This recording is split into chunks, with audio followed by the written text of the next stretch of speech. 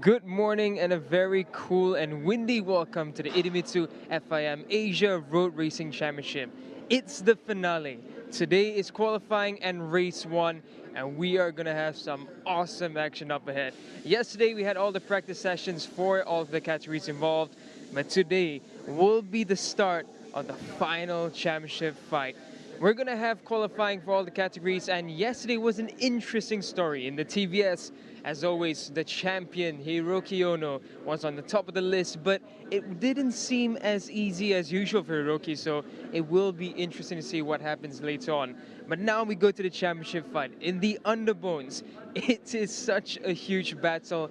And we have seen the advantage go towards the Elephant Hajiputra 969 Yamaha racing team. That's going to be interesting because Murabi Vitoni has that huge advantage timing-wise. In the 250s, the Astro Honda boys are going to really have to fight off the Yamahas and the wildcards in the form of Peter Pambunlert as well as Humbert from Brazil. That's going to be an interesting shakeup because they will take points away from the battle. In the 600s now, who else but Apiwat? But we must also mention Ratapong has been on a very good pace. Adinanta has made a few mistakes in practice, so is the pressure building for Adinanta Putra? And can Apiwat seal the deal today? It is possible, but that would mean that Adinanta needs to be off the podium. We'll see what happens later on in race one. But for the thousands, the story is constantly building. Hafisharin not having the easiest of days. And Yuki Kuni, in practice 1 and practice 2, he excelled. But in practice 3, when it came to race pace, where we usually see Yuki able to constantly hit those fast lap times, Nakarin, in terms of consistency, was just that much faster. And if we look at Andy Farid's race pace as well, so far, it seems to be pushing the advantage towards Andy Farid and Nakarin. So the fight for Yuki is going to be interesting. It's all building up. And Azan Shah as well is another one we have to mention. He's on good form. And Sho Nishimura, who's not a contender in the title, he's been looking good. So anything and everything can happen today. But first and foremost, we'll be qualifying. So the bikes are getting warmed up. And with that said, I'm going to throw it back to Barry, and we'll see you guys on track. Nice one, Daniel, and a very warm welcome on a very cool morning from the lofty location that we have for commentary this weekend. There's the circuit map, 12 turns, lots of fast straights, overtaking opportunities at turns 1, 3 and 12 primarily, but also at other places on the track where riders can spring a surprise on each other. And it's one of these circuits that the faster you go, the more technical and the more difficult it becomes. So there's a view from the top of the circuit. That's around about turn 8 or 9, looking back towards the grandstand. The grandstand here at Chang International Circuit is faces the rest of the circuit rather than facing the pits. So the huge advantage is that people sitting here, and I'm even higher than the highest seats in the grandstand, you can see the whole circuit. So if you are in Buriram area or within easy distance of Buriram, then do come along this weekend. The action is going to be absolutely crazy. We had 13 sessions yesterday in free practice, and with the possible exception of the 600s, in which Apiwat Wongtananon looked to be stamping his authority on the championship, and his main challenger Adinanta faded a little bit. There's very little that gave us a pattern we could hold on to or make any reasonable predictions. So now let's get into qualifying. This is the first session of the day, and it's qualifying 1 for the underbones, and that means that the slowest 9 riders from the 21 rider underbone field are out on track to fight for 2 places to go through to qualifying 2. So they will join the 11 quickest riders yesterday for qualifying 2. But even then it's not over for the underbones, because the fastest 10 from qualifying 2 will go through to a Super Pole shootout later this morning to determine who fills the top 10 grid places. So let's just have a look and see who's on track at the moment. These riders are on their out laps. See the bright green bike coming through there. What a brilliant marketing stroke that was to colour the bike green. That is Wayuaji Trilaksana. He's a 2-time underbone champion. And somehow he didn't make the cut yesterday. But there he is. And also looking here as they come into view at Adib Arshad. That's the number 88 on an UMA machine. That's an UMA Malaysian machine, the 118. With the yellow front is another UMA machine, but it's UMA Racing Philippines. And that's Joseph Perino, who looked pretty good at stages yesterday, but in the end he didn't quite make the cut. So good shot there. Number 17 there is Masato Fernando. We saw him several years ago in underbones, really strong competitor. He's in with the new team, G-Ren Mobi. Hasn't quite fulfilled the promise that we thought he came in with this weekend. But he was looking pretty chirpy this morning. Daniel says it's cool here. It's about 23 degrees currently. There's a little bit of a breeze. I'm not sure that it's enough to affect the bikes at the moment. And the other bike amongst those, picking them out, the one at the front, the number 11, is none other than Fazrul Sham. Fazrul, another surprise, not to go straight through to qualifying 2 yesterday.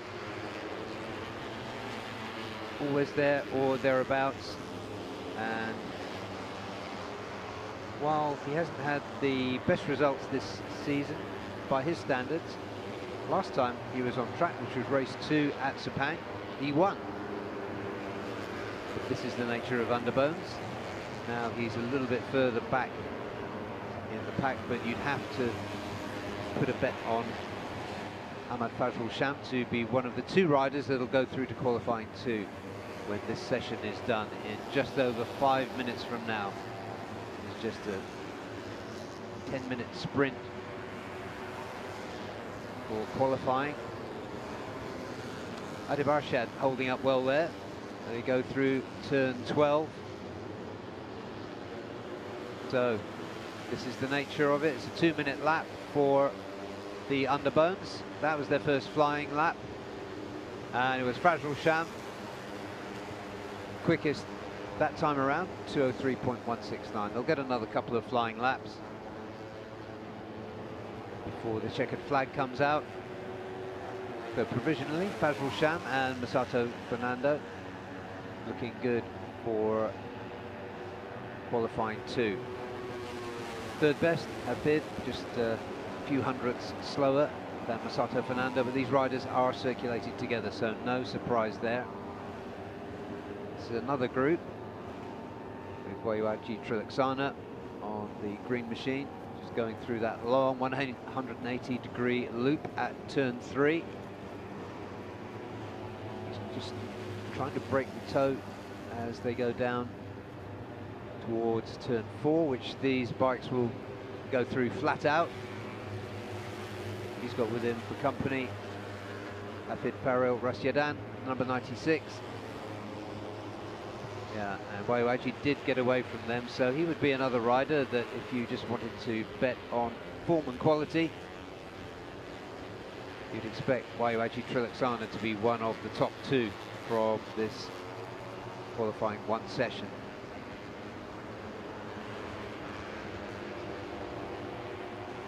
So let's see who he's got behind him. That's the number 96, can't quite see it as they bobbled over the bumps there. Wayuaji looking the fastest of this group of 4. Daniel Bogus has come back up and joined me. I wasn't expecting you to make the ascent up to this very high location that we've got here for commentary this weekend. I decided on cardio to work up for this weekend, but yeah, this qualifying 1 is interesting. I must say, okay, there we go, Wayuaji, good lap from him, but I am surprised that he is doing this alone. I would have expected him to try and find Fazil Sham, but I think there is still a bit of a rivalry between the two after Mategi. They had quite a big clash, so Wahyu had a tough season, fighting the injury after that one as well. So right now, Fazil Sham, he's in the best position, best place to head straight into the next qualifying session. And he's got a bit of a scrap, so I think they'll have more than enough time to make it for another lap. Masato should benefit from this group, actually. Yeah, Masato Fernando, we expected him to go a little better than he has done this season. So he's overdue a result. Running with Uma Racing Philippines. Oh, and down goes Uma Racing Philippines in the shape of Joseph Perino. Wow, he didn't see that coming. That's a fast one. That's going at close to top speed for them. Just in the downhill portion into turn 4. It's gonna be. He's gonna feel that one tomorrow. Because what happened here? The rear just went away, and that's very uncharacteristic of an underbone bike. Yeah, very. Going to be feeling the heat from the friction, but it looks okay apart from that.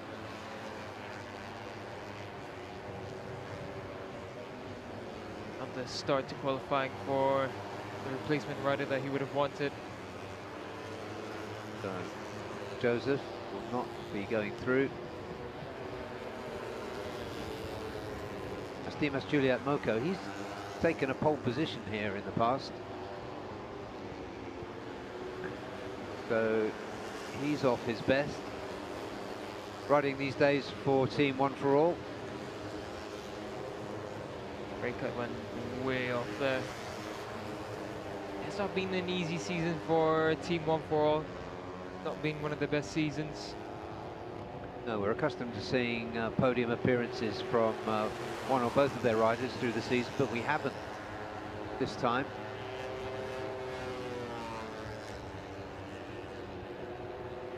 Running there with Rekat Yusuf, another very handy rider.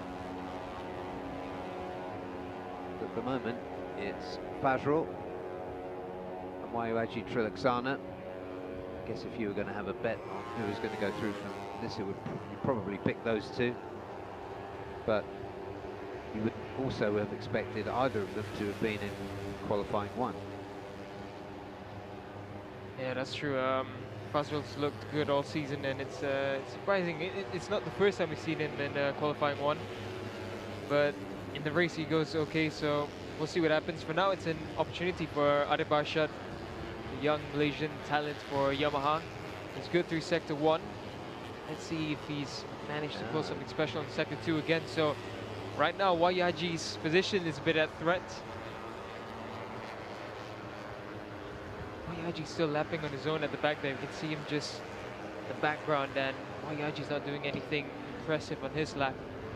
So all eyes on Ade Barshad, because nothing improving for Masato or Fazil Sham or anyone else actually. So let's see what happens for Ade.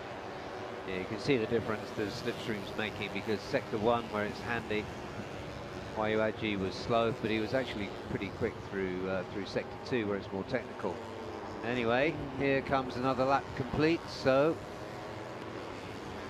And the checkered flag waves, so that's the end of this brief session. Just misses out. Ade Barshad went up to 3rd.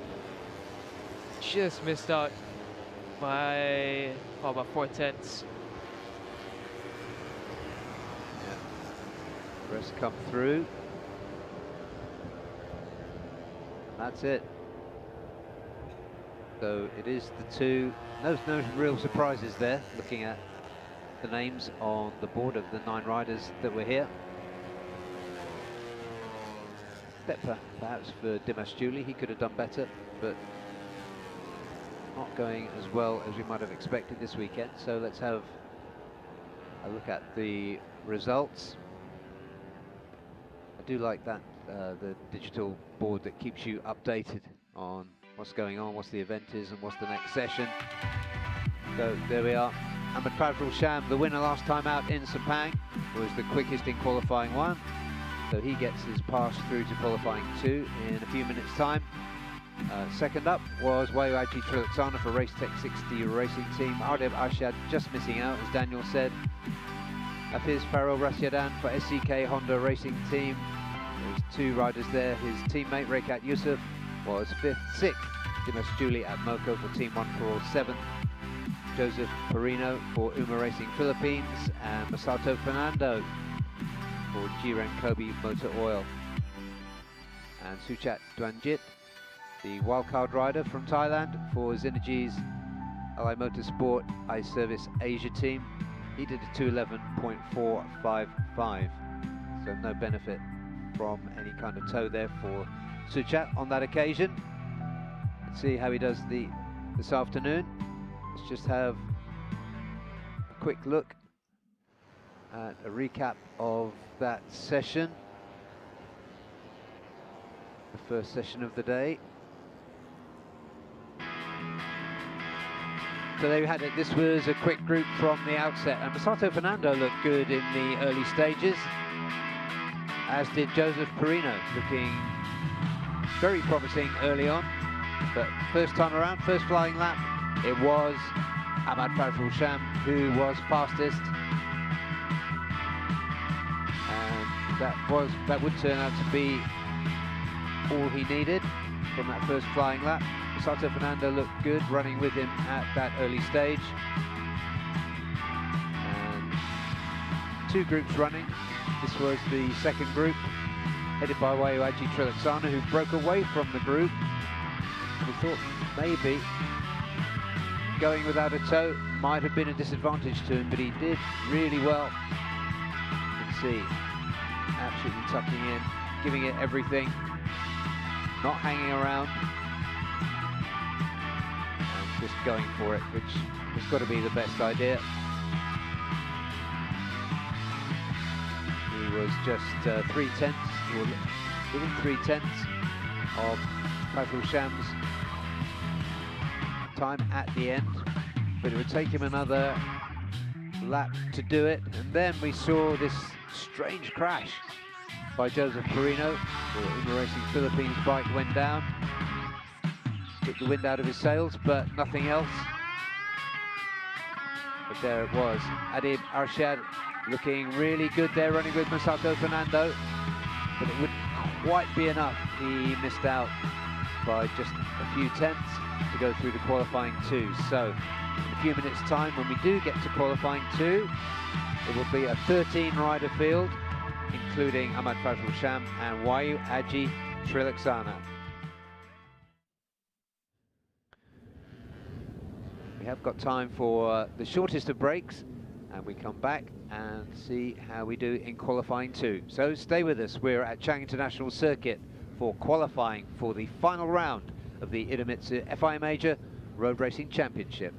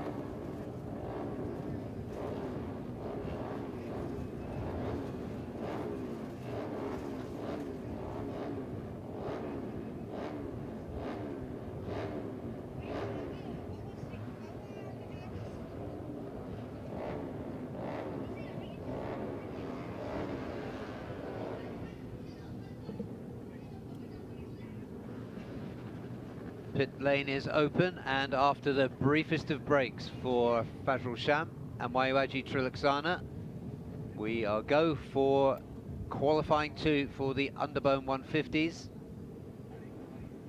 There are 14 riders on track. I said there was going to be 13, so that was my dodgy maths again, letting you down. But while we're on the topic of maths, I was just talking to Daniel, and there is a really outside chance that Akid Aziz, who leads by 1 point, could win this afternoon, but that scenario is pretty unlikely. He would need to win, and Fahmi Bassam, who's 1 point behind him in the standings, would need to score 0, and then the championship would be Akid's. So pretty unlikely, but anything can happen in Underbones. The form of Akid Aziz has been not only really strong in ARRC, but also back at home, right, Daniel, where you've been closely watching that. Yeah, Akid's been a real dominant force in this national championship. It's been a different story when it comes to ARC. Competition is different, tracks are different. Can Akid bring his dominant form all together for the final round? It's not going to be easy, especially with 3 Elephant HP 969 bikes performing. Yeah, exactly. And as they come out, we have 7.5 minutes remaining, and the bikes are moving at walking pace. So once again, Daniel, how many flying laps do you think we're going to get? Is it just going to be the one? The one, just the one. They'll have maybe one warm-up, and then one that actually counts, and it's really good to watch. Got ticks down, 7 minutes. That's Fazrul for Fazrul's factory racing team. Look what Fazrul Sham's doing, he's just getting on with business. He knows there's no one around him, so just push on. No mucking about. Yeah, that's it. Solid performance to come through at the top of qualifying 1. Fazrul, we were saying, winner last time out, and he is nice and warm now. But everybody else just seeing how slow they can go without falling off. Yeah, it almost was like a license balancing test. This is at turn 3, so they've just reached turn 3, and we've already had 4 minutes elapsed. We're almost halfway through qualifying. They haven't done a lap yet. And the thing is, yeah, they can weave about all they want, but it's barely getting any heat into the tires. The second they start pushing, it's going to be cold. It's going to get no heat at all into the tires. We're looking at some great riders there. We're looking at the exciting young Paris Boutra, the number 33. Just behind him is the defending champion, Nazrul Izzat Bahuddin, who is one of 4 riders who are really in the battle for the championship. Despite breaking a collarbone and damaging his wrist, Mandalika, and missing that round, Nazrul is just 19 points behind championship leader Akid Aziz. In between them is Fahmi Bassam and Aditya Fauzi. Let's stay with the rider who's decided to get down to work early. This is my hero right now. He's just gone straight into business, no mucking about. There are riders who are trying to go back into pit lane right now to find track position. Again, 5 minutes left. There's no time for that. So, Fazrul, this is what you need to do. Yeah, we've been here before. Few bikes just entered pit lane. Fazrul gets down to work. This will be 5 minutes to go. This is his first flying lap.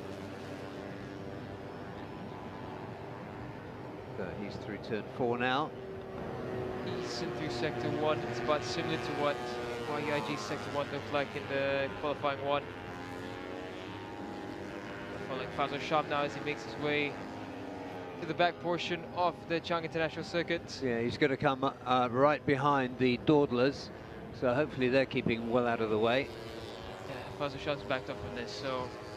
Yeah, so let's put Fazrul off his stroke.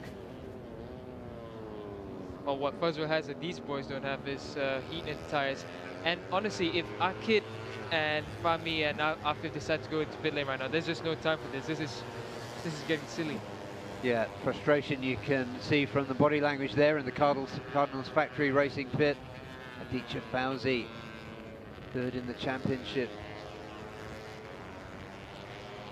Wobbling around, Faris Putra just clinched the Capri Junior Championship. Not quite sure how Nazrul's keeping that bike upright.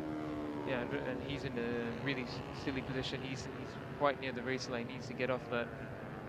Who's this is coming through? This is the UMA Philippines, Giancarlo. So Giancarlo just pushing on.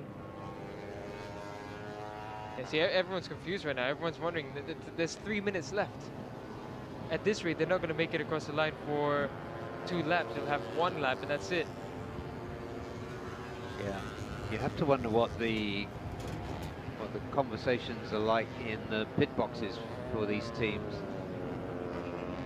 because this is nuts. That is unnecessary. It is really unnecessary.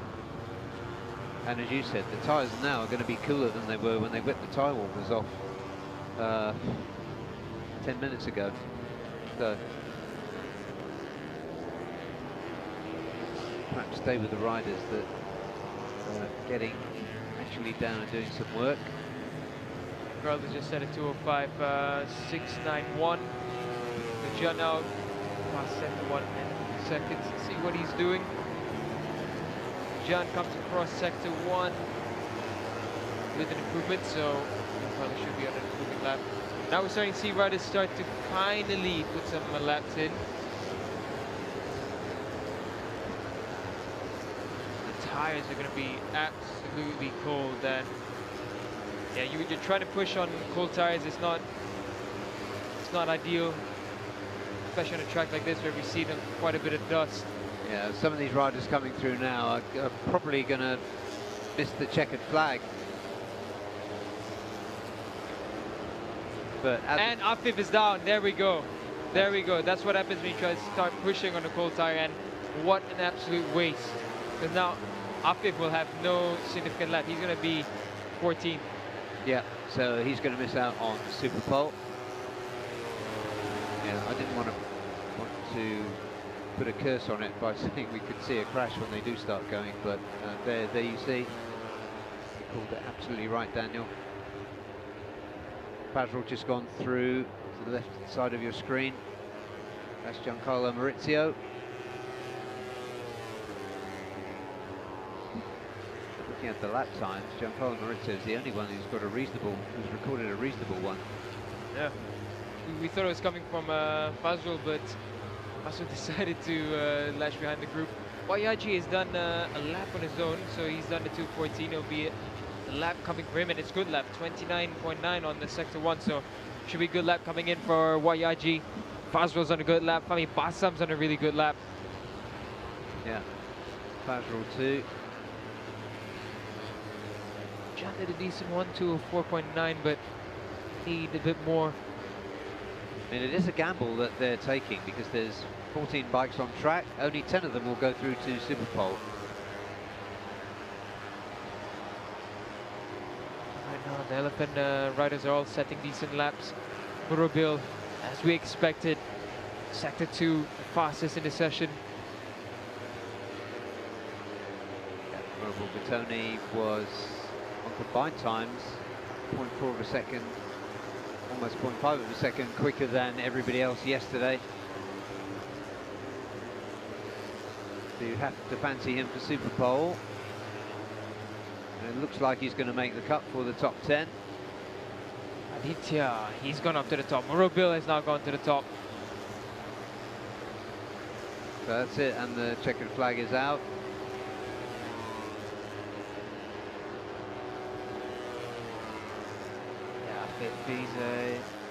AFIF and Gupita. Gupita went, oh, so I think Gupita had a bike issue. He went back into pit lane, didn't make it up for a proper lap. And AFIF somehow makes it to 11th, but it's nowhere near enough. Yeah. Murobil Bertoni, quickest rider here in now every session for Underbones. Idemitsu FIM next up.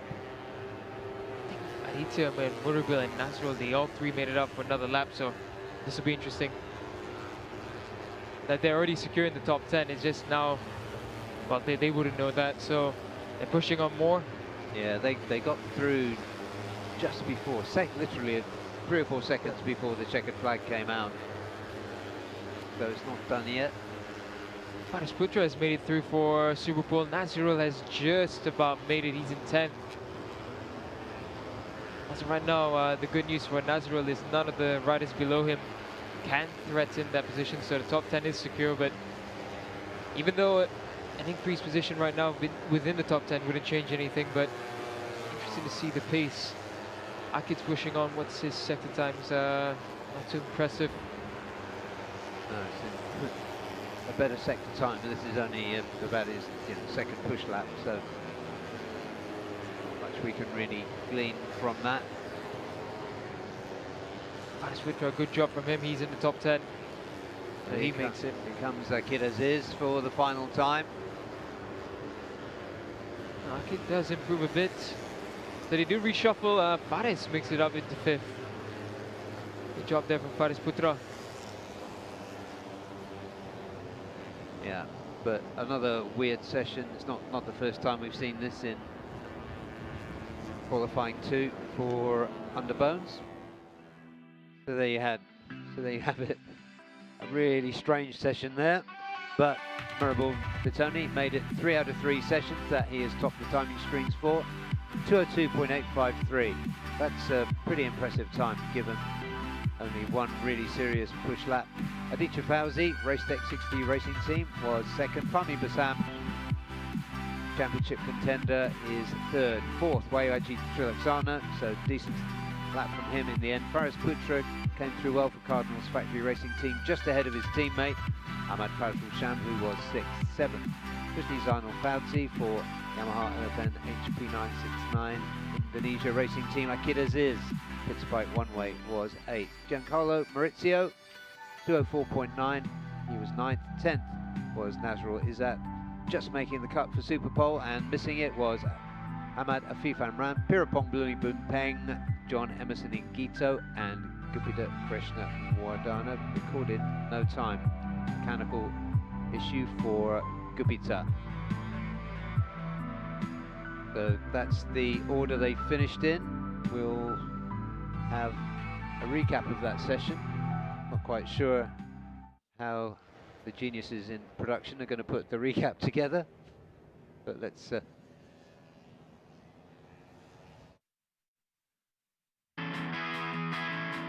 So they trundled out for the start of this 10-minute session. As you can see, this was actually the form for most of the session, so we've jumped straight through to counting down from 4 minutes. Giancarlo Maurizio was the first rider to really and literally get his head down, going alone, while the others dawdled. He would put in a respectable lap in the 204s. Eventually, at this point, he was on top with a 205, and he had been, at that stage, the only rider to put in a really quick lap. But as we came down literally to the last few seconds, and the last time around, it was Mirabel Vitoni, once again, who topped both free practice sessions yesterday for Underbones. He came through fastest. Fahmi Bassam came through 3rd. Aditya Fauzi crossed the line. 2nd quickest. There is Mirabel, 157, being shadowed there by Nazrul Izzat Bahouddin. In the end, it was just enough from Nazrul to put himself into Super Pole. Akid Aziz, we waited to see what he would end up doing, because he's always a great rider to watch in Super Pole. So the question was, would he make it? The answer was, yes, he would. He would come through in 8th. So Mirabel Vitoni fastest, and Nazrul the final qualifier for Super Pole. We're going to take a short break, and then we've got 2-stage qualifying for TVS Asia One Make Championship. So stay with us. We're at a cool, breezy Buri Ramp Chang International Circuit for the final round of the Idemitsu FIM Asia Road Racing Championship.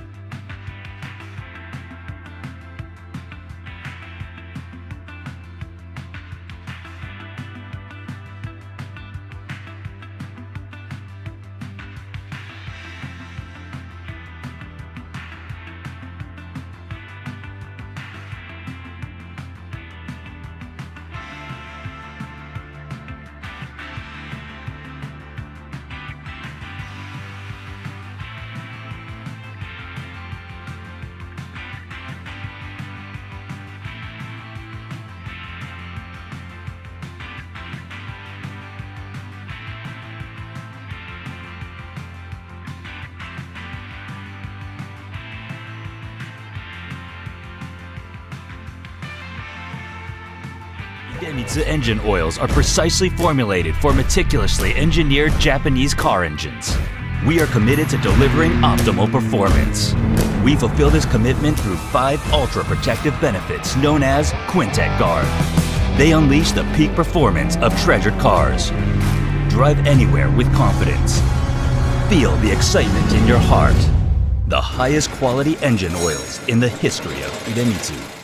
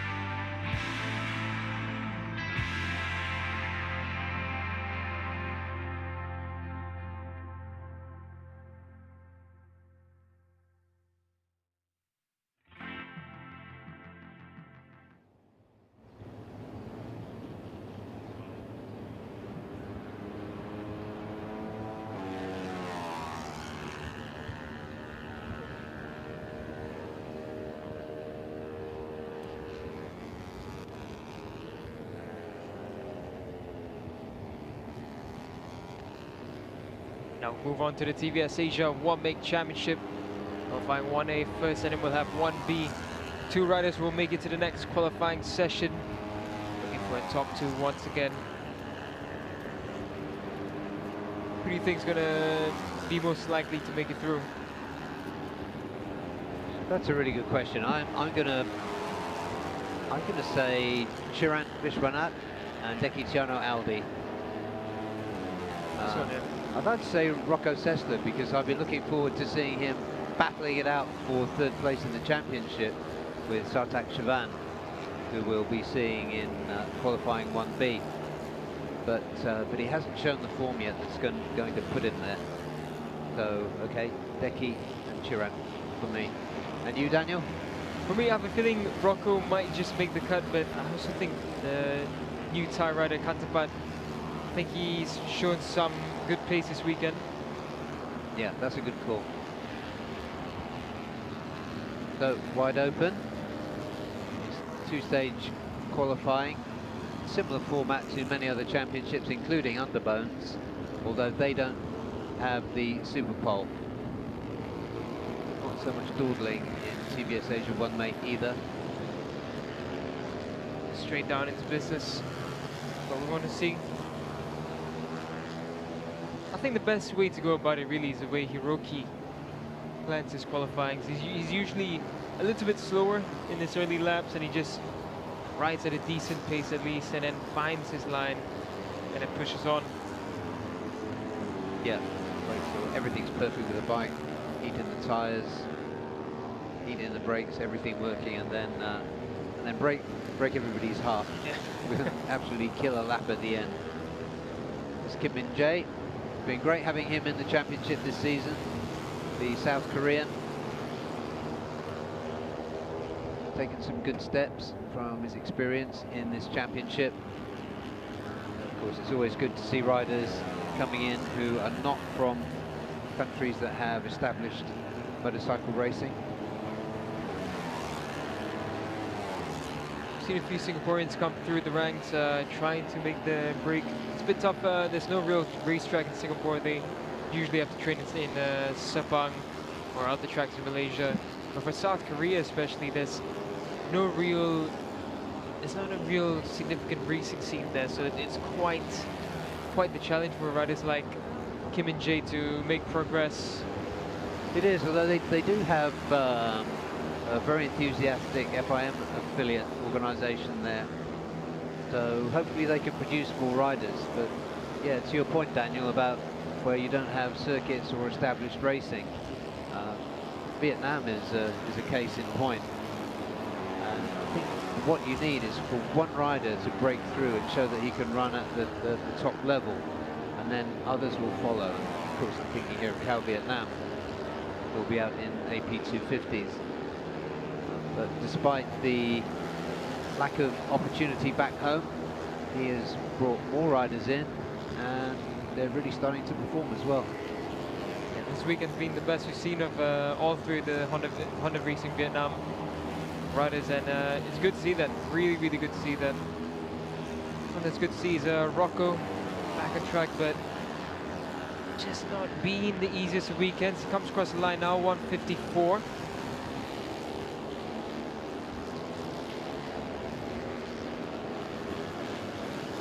Yeah. Sessler, winner at Sepang. Only 3 riders have won this season. Rocco's one of them.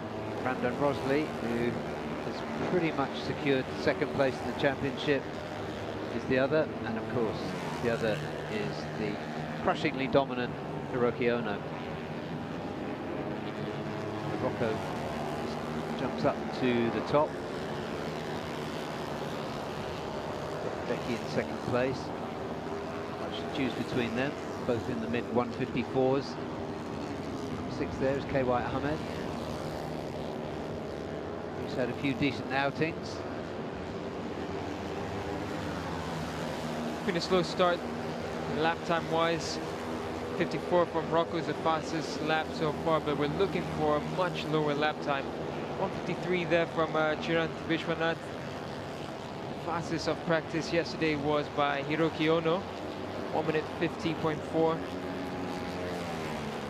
So it is Chirant who's put in a much the best lap, 1.2 seconds quicker than anyone else, so good effort from him. We have seen him looking really promising. Casey Clammer, number 13. And the number 19 is your tip to go through, Canterpat. Got KY Ahmed behind him. There is Chirant, the number 8.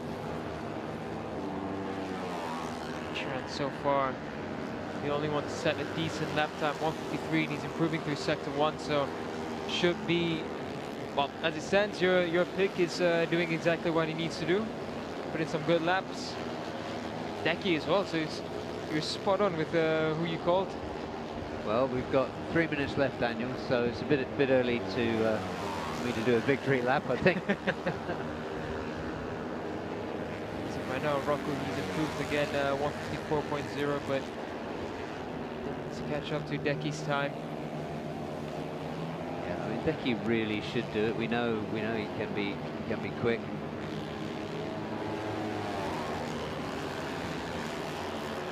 So that's Chirant coming up behind this group now as they go into turn 12. Might just hold him up a little bit. Yeah, it has. So let's just see. He's on the back of that group. 52.4 for Chirant, so that's... Yeah, he did well, and he probably lost a couple of tenths as he went into turn 12 because of the traffic. So, nice work from Chirant. Nobody touching him so far in this qualifying 1A session. 1.3 second advantage over Tiano Aldi.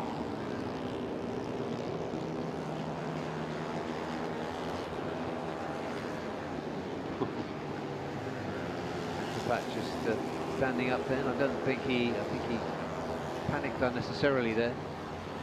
Went inside him. That is Tiano Aldi, the number 5. He's doing this all look, so pretty good job for Decky. Yeah, another fastest sector 1 for Chirant. Chirant looks confident. Rocco goes up in second, so unless Decky can best that, well, so far in sector 1, Decky's faster, and Decky does beat him to it, so Decky is just it's quite 4 tenths faster, so Decky has that advantage. Rocco do something better. Chirant has lost a lot of time in sector 2, so Chirant won't be improving this lap. Yeah, and that advantage has shrunk to half a second to this rider, Tiano Aldi, the Indonesian. This is his 3rd season in the class, so he's been with it since the beginning. Rocco might just make this. He was faster than in sector 1 than Decky's last lap, so Rocco might just make the cut. Yeah. Yeah, you'd hope so as a neutral, because you do want to see that fight for 3rd place.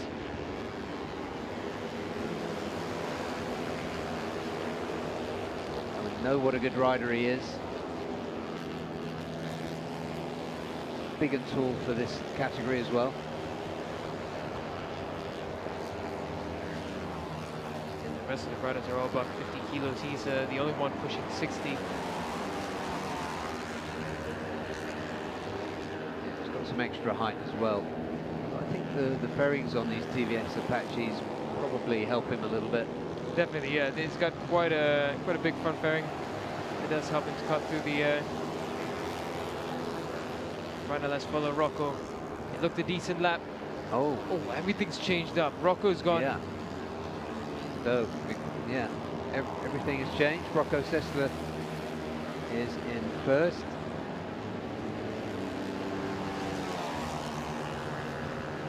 So we've got Rocco at the top with KY Ahmed 2nd. Checkered flag is going to be out any moment now. Oh, I think see here. Yeah, we have time cancellations. That's what happened to Chirant. Chirant is down in 6th now, so his 152 got completely thrown away. That's what's been happening.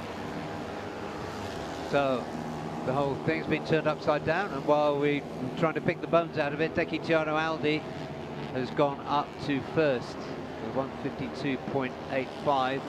Half a second advantage on Rocco Sessler.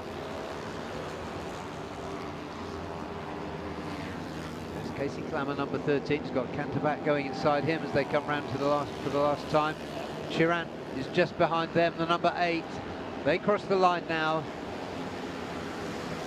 And Chiran goes back up into second. Rocco gets pushed down into third. So, Dekitiano Aldi gets the advantage in the end with 152.8, and after a lap cancellation came back well. Chiran Vishwanath second, Rocco Sessler third, Canterback fourth. Wow, so I almost got that right, but I did it in the wrong order. So Dekitiano Aldi, good job by the Indonesian, 152.857 for him. Second, Chiran Vishwanath, who looked good all the way through that session, 153.385 for him. Rocco Sessler just missed out on going through to qualifying 2. He was third. Fourth was Canterback Yapkantai. Fifth, KY Ahmed. And sixth, KC Clammer. Seventh, Kim Min Jae. Korean's best time was 155.923, and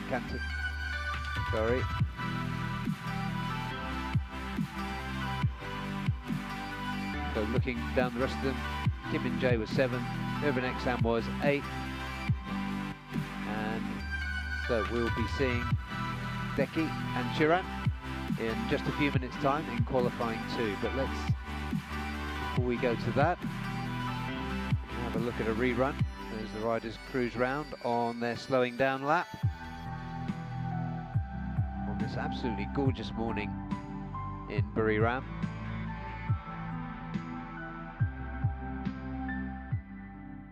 TVS Racing, very evident there. They run championships in India as well. So, let's have a look. That was a pretty action-packed session there. So Canterback, the number 19, went well. K. Ahmed, number 6, went well too. Casey Clammer gave it a good go too, the number 13, but it was that rider, the number 8, Chiran Vishwanath, who dominated until very close to the end that session. That would have been a faster lap by 2 or 3 tenths if he hadn't been held up then by Casey Clammer. But he kept pushing and jumped up to the top. He was showing fastest sector times pretty much all the way through until the end. Dekitiano Aldi, the rider on your screen now, the number 5, really got his head down. But it would be right down to the last lap before the order sorted itself out. Chiran lost a lap time, a precious lap time, because they don't get too many times round in 10 minutes for exceeding track limits. And Rocco Sessler, we thought was going to just scrape through. But in the end, Chiran pushed on with another really good lap. Deki was standing at the top. And we thought Rocco was going to make it through. But Chiran made a really clean last lap. Come through, so the German, number 15, 15-year-old number 15, wasn't to make it. Canterback made a really good effort. Casey Clammer, he shows some real fighting spirit towards the end. But it was Dekitiano Aldi, the Indonesian in his 3rd season in TVS Asia 1 make, who was the first to make the cut through to qualifying 1B, and he'll be joined by Chiran Vishwanath.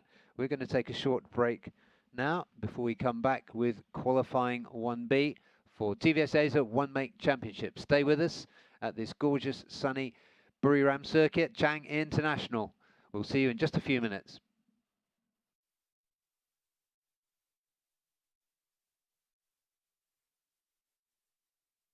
Idemitsu IRG5. Start like a rocket and ship like silk with super bike proven nano-tailored oil.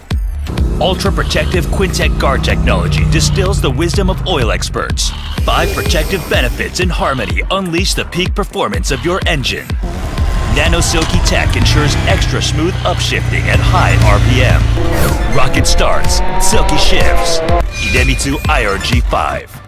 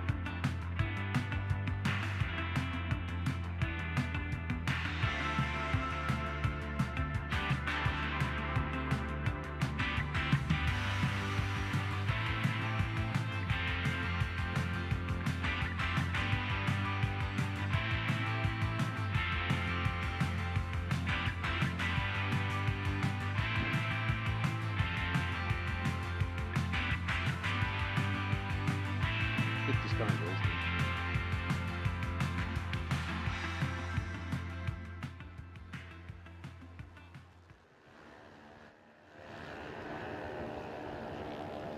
So, as the growl of 310cc single-cylinder engines fills our ears, we are into the business end of qualifying for the TVS Asia One Make Championship. This is qualifying 1B.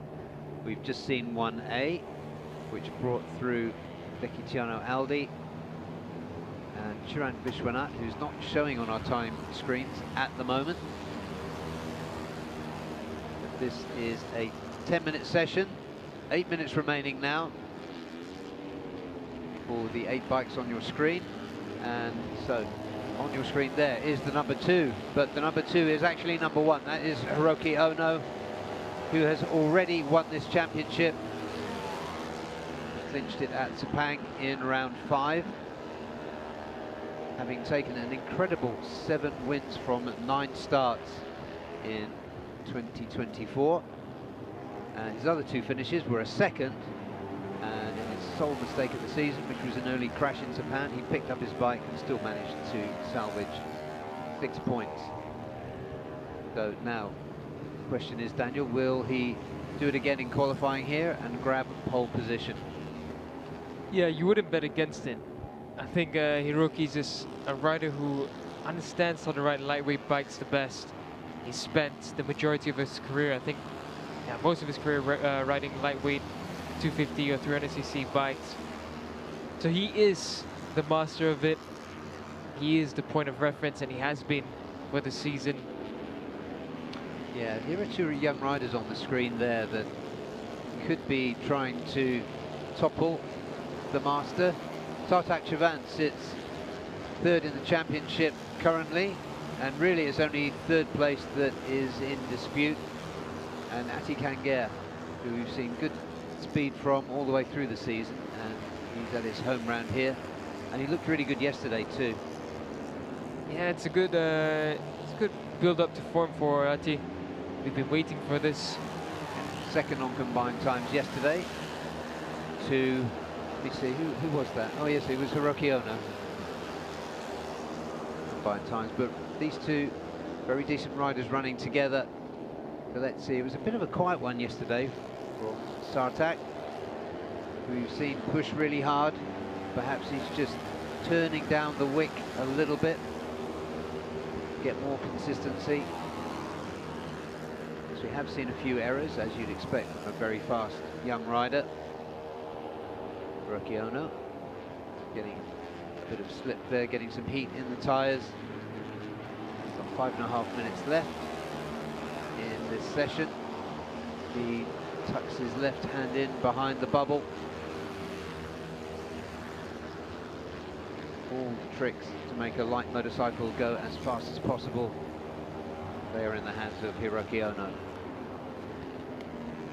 At the moment it's Ati who set the quickest first flying lap.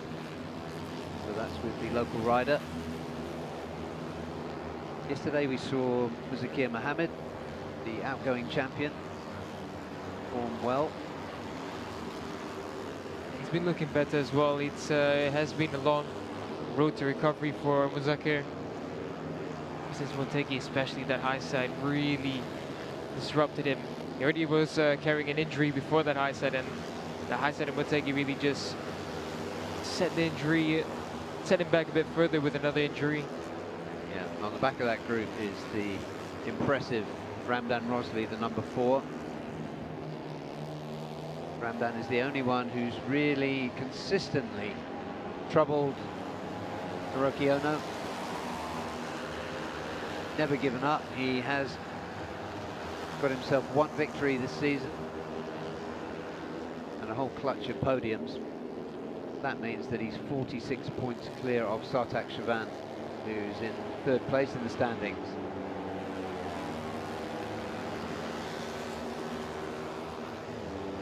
There's a kid just getting out of the way of this group. That's Ramdan and Deki running together.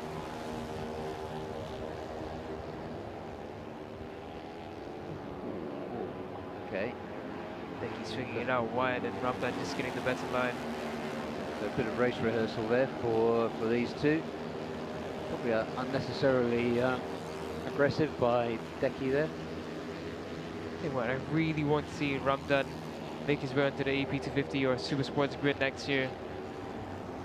Previously, you would say Ramdan is a Super Sport bike rider, but ever since he's gone into this TVS, it's his first experience riding 250s, or sorry, 300s. So I really want to see him get on a lightweight machine, see what he can do. Yeah, he himself is light enough now. He's lost a lot of weight this season in an effort to compete with Hiroki Ono. I mean, he can't quite do it because he's a lot taller than Hiroki. But in terms of their body shape, they're very similar. So he's certainly light enough to do a good job in AP250s. He just sits up after going across the line there, but that was after setting fastest lap of the session so far. We've got 2.5 minutes remaining, so another couple of laps to come in it if he wants them. His best time, 1:53.943. Best time yesterday in the hands of Hiroki Ono was 1:50.465. Ati and Ramdan were both just a tenth or two behind him. Kiran Vishwanath, who we saw going really well in qualifying 1A, he's just jumped to the top. 1:51.682, so that was a decent lap for him. But let's wait and see what Hiroki Ono has as a response. He's currently sitting third, provisionally third place on the front row. Pushed Ati Kangia down out of the top two. Sartak Chavan fifth. Deki's just gone down from second to sixth. Vorapong Malawan, who we haven't mentioned yet, but was looking really good yesterday, and we're expecting good things from him today. Vorapong down in seventh in the 1:54s. But inevitably, the camera focuses in on Hiroki Ono as the clock ticks down. He's going to get this lap and another one. Yeah, Chiran hasn't gone to the top. Hiroki just set the fastest second sector, so it's coming now once again for Hiroki Ono, and it's actually by quite a margin. He's 7/10 faster than Ramdan in sector 2. It's the nature of Hiroki Ono. So he's not going to leave it to the last lap. Oh, I think Ramdan's just gone on the green there a little bit. See if that lap gets cancelled. Here comes Hiroki Ono, under braking for turn 12. Perfect line through, using just enough of the curve not to disturb the bike. And there he goes. 1:51.597. So, but it's only 85/100ths of a second quicker than Chiran. However, he's on one more flying lap. So let's watch the sectors as he goes. Yeah, that could have been Hiroki's warm-up lap. Yes, okay. We'll remember where we heard it, Daniel. Let's see how he goes through sector 1. Oh, sector 1 wasn't that impressive there for Hiroki, so this is interesting, but no one else is improving on their next lap, and Chirant is back in the pit lane. So it looks like it will be, once again, the 2024 champion of the TVS Asia 1-8 Championship, Hiroki Ono on pole position. Yeah, and remember how quick he was through sector 2 last time, that 7/10 margin. And that's where he is now. And we saw this yesterday as well. There's a lap where he'll do really good in sector 1, and then an okay sector 2. Another lap where he throttles off sector 1, and then he really pushes in sector 2. Yeah, that's and, true. Oh, look at that again, 41 this time through sector 2. Yeah, and I was just looking through the window then to see him on track, and you can just see how fast and smooth he is. Such an impressive rider to watch.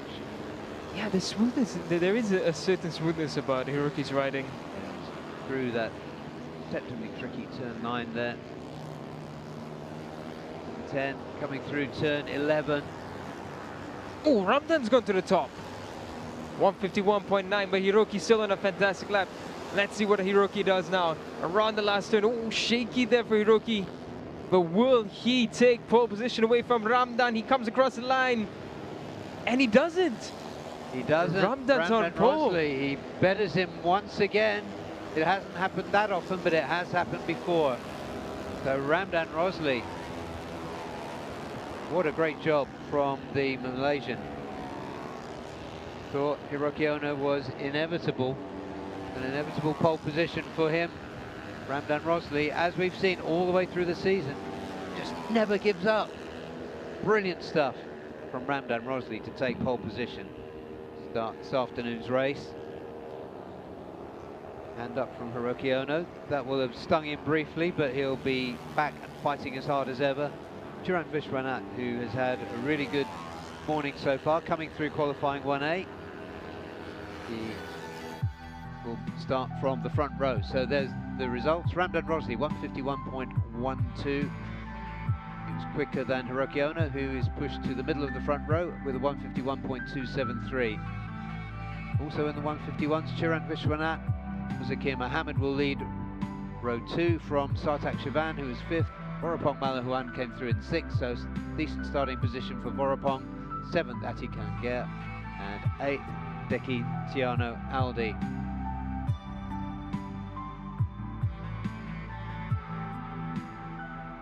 So we are not able to bring you a recap this time, but what we're going to do is have a look at some of the slow motion shots from this while we wait for the next session to come up. We've had the split qualifying sessions for Underbones and for TVS Asia 1 make. Next up will be a straight 30-minute qualifying session for the AP 250. My goodness, there's some fireworks in that class and some surprises in store. So stay with us. We're going to take a short break. We're going to show some information on the screen and some fantastic slow motion shots. We will be back very soon, in fact, at 9:20 local time. That's in about 7 minutes from now for the start of the AP 250 qualifying session. Stay with us, we will be back. Idemitsu engine oils are precisely formulated for meticulously engineered Japanese car engines. We are committed to delivering optimal performance. We fulfill this commitment through 5 ultra-protective benefits known as Quintec Guard.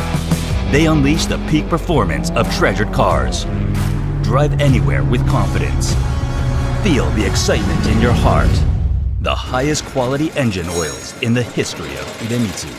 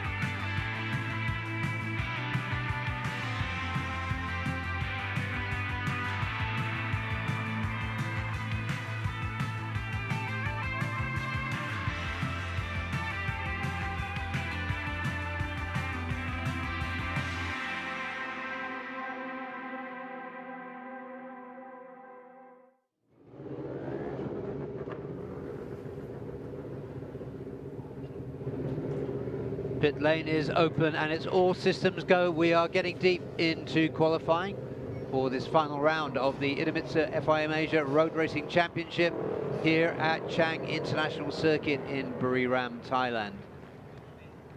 This is a straight 30-minute session for the lightweight bikes, the AP250s. This is the biggest field we've got this weekend. I believe there are 24 starters in AP250s. It's one of the finely balanced championship positions. Herjanatna Firdaus, who started the season as favourite, or at least my nominated favourite for the championship, is the leader as we come into this final round. He's got 132 points, an advantage of 10 over his teammate, his Astra Honda teammate, Kiandra Ramadeepa, who missed the last race with injury. He missed race 2 at Sepang with injury, so the situation could have been different, but we can always say that. And here's a rider that Daniel's been talking about a lot this weekend, the wildcard coming in to the TY Antares team, number 99. That is Humberto Cesar Mayaneto, to give him his full name. He's been brought in by the regular rider in TY Antares, Chen Jiang, the number 40, who at this stage is just behind the Brazilian. Daniel, you just, I'm going to make it public, but you just tipped Humberto for a good qualifying. But what are your impressions so far of the Brazilian? I think it's just the quality he has. You can see a man on a mission and a man who knows exactly what he needs to do, and Humberto is exactly that. And you can see in this session right now, this is what we expected. Early portion, he's going to just give a helping hand to Shincheng Zhang real quick, and then he's going to do his own laps. And the way he approaches things, I find it very smart. He's doing exactly what we see in the likes of Tetsuta Nagashima. He took his own time, built up pace, and it's coming. It was constantly coming for him. He closed the gap to the top.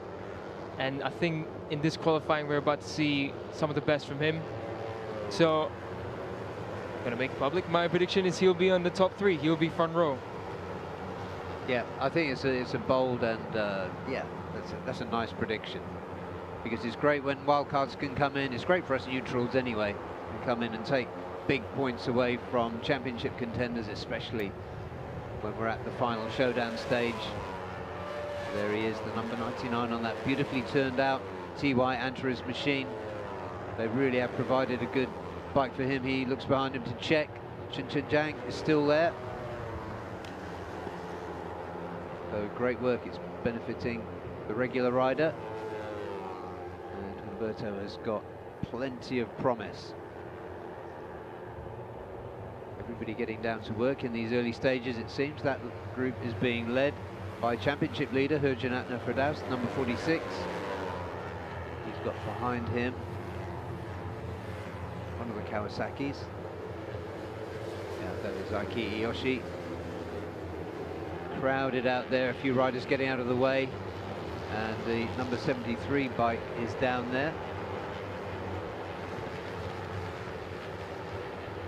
That is number 73. Can't fit him on the timing screen. And he's down. Number 39, we do know who that is. That's Pirapong Boonlet. When we were talking about our top 3, I forgot about Pirapong, but he could appear on the on the front row. There, well, I'll make my full prediction public now. I tipped Humberto and Pirapong to be the ones in top 3. I think, again, these two riders is just the way that they've approached this. We haven't seen Pirapong in so long, but yesterday, what a force he was. Yeah, well, now you've shown your hand, I'll show mine. I got Ferozi, Kiandra and Cal Vietnam on the front row. So there you are, ladies and gentlemen. You can throw bricks at us via social media for our predictions. They're bound to be wrong. Without a doubt, we will see some surprises, but for now, look at Pirapong, 153.1. That is a pretty decent lap, but we're going to look for 151s. That is what Ferozi managed. And again, it's a different session in the morning. In the morning portion yesterday, similar temperatures. Ferozi managed a 153, so wouldn't be surprised if that's more or less the benchmark for this one. Could see 152. Yeah, it is cool out there. Currently 26 degrees. Depending on which part of the world you're listening from, that is cool for Thailand. It's cool and it's dry. And we are in the cool, dry season. And one of the things that's meant is we saw quite a lot of dust on the track yesterday. Could be affecting lap times. We didn't see too many crashes. Still Herjun leads that group. Pirapong just edging up inside Maiki Iyoshi. Take a look, but plenty of time left. And pretty much everybody getting down to work, it seems. Herjun just trying to put a bit of distance in there.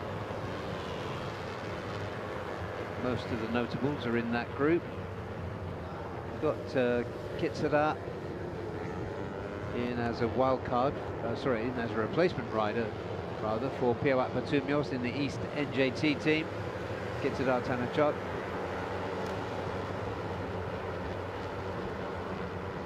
And as we just look at the results on the timing screen, the order's changing very rapidly, as you'd expect early in this session. But it is Ferozi Torakatula who is on top from Herjun. Araya Gaska, Ferozzi's teammate for Yamaha Racing Indonesia. Cal Vietnam, 4th quickest. Pirapong currently 5th. Pirapong a wild card. And as any of you who've been following ARRC for a few years will know, he was the 2018 Supersport 600 Championship. Title he won in some style. On the right there, the 111, that is Kitsura. One of many riders that's come through the Honda Racing Thailand talent development scheme that they run here to such great effect, as we'll be seeing in the next qualifying session, which is the Supersport 600s. There is the 39, that's Pirapong. He's getting down to work. Looks like he's missed ARRC, doesn't it? Yeah, definitely. It's, especially this category, it's such an exciting one, this lightweight class. It's been really, really strong. And it's just the regulations changes to make everything so equal. Yeah, it absolutely is, yeah. We've got the Yamaha R3, the Honda DBR 250 RR, and of course the Kawasaki R25 4-cylinder machine we'll be hearing more of later, as not quite sure who that was that got really out of shape coming through turn 12, but they rescued it anyway. Pirapong's just gone to the top, 152.2. Good lap from Pirapong. Fastest top speed comes from a Honda this time, from Warrit, 195.3. That's very similar to the fastest speed we saw from the Kawasaki's. Yeah, Warrit, that's the number 27. Just saw on your screen, 4th in that group, just ahead of Irfan Haikal, the number 41. Oh, I do apologize, that was from Nguyen Ampu actually, and now the fastest speed comes from Maiki Iyoshi as expected. Yeah, that would be expected from the 4-cylinder Kawasaki.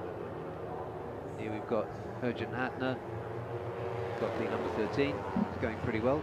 Johan Emmanuel in as a wild card. Really running really close together. That's Deandra, the number 21, Kawasaki there, pushing Johan as they tip into turn 5. Right, one long sweep into turn 6, followed by a tight exit. Flip over to the right for turn 7.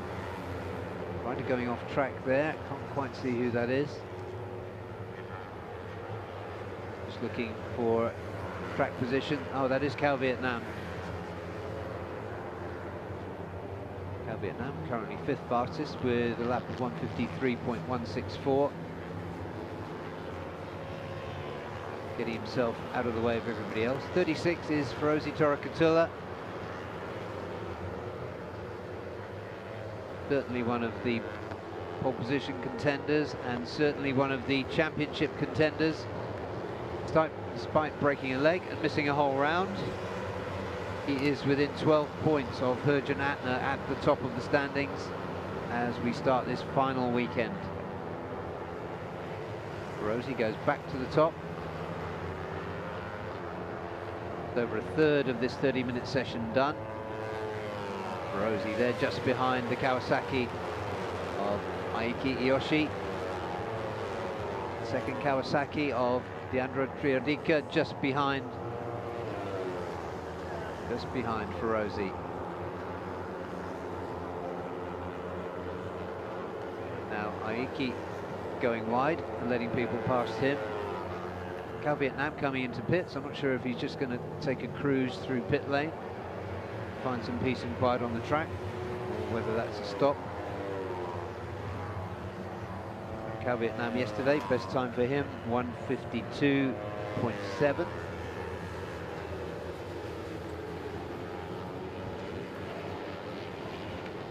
Right now we've got a really big group and it's a bit scrappy out there. Not benefiting anyone's lap times, but as of right now, in the top three, Ferozi, Herjan and Pirapong, followed by Kiandra, Aiki and Sharfuddin Azman. This is much better for Sharfuddin Azman. He was looking a shadow of his former self. I wonder where his teammates found himself. Irfan Haikal, haven't seen him pop up. He's down in 16th, so... Yeah, Irfan's somewhere in that big group. But that's Cal Vietnam, he has stopped. A couple of the other Vietnamese Hondas, we were saying earlier, they've been going well. Number 13 there, just gone through your screen, is Joseph Emmanuel. Currently in 19th, Aiki Yoshi goes through. Yeah, this is a big, scrappy group.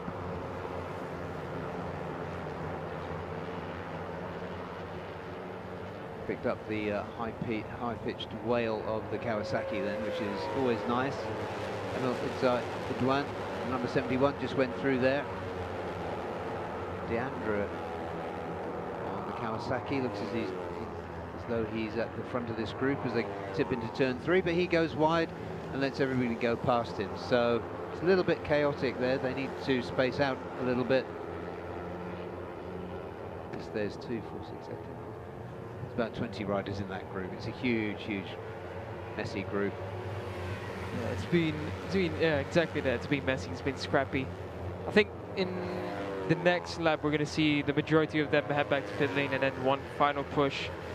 It's the typical pattern. Yeah, Aiki Yoshi is at the front there from Kitsada wildcard, and Warwick Tongnopakun, the number 27, has just moved in on the back of the Japanese riders Kawasaki. Irfan's found his way up.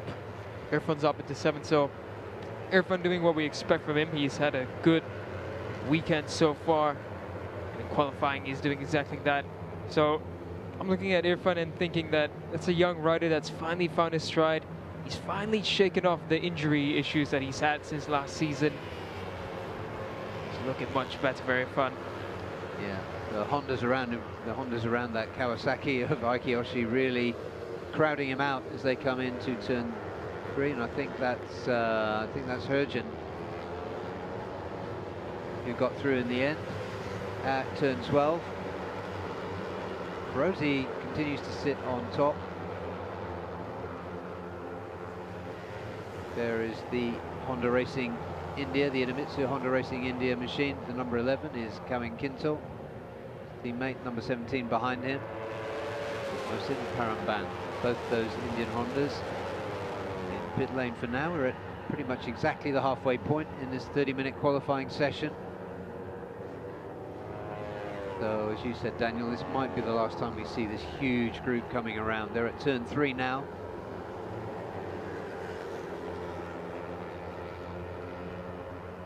And a lot of the riders sitting up.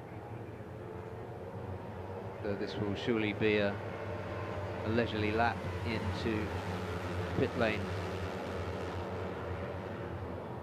Those two riders there, That's Ferozi and Kiandra, the number 212 for Astra Honda.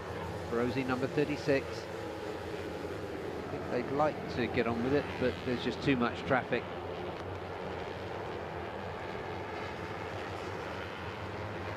Pirapong Boonlert is fourth. Sorry, Daniel.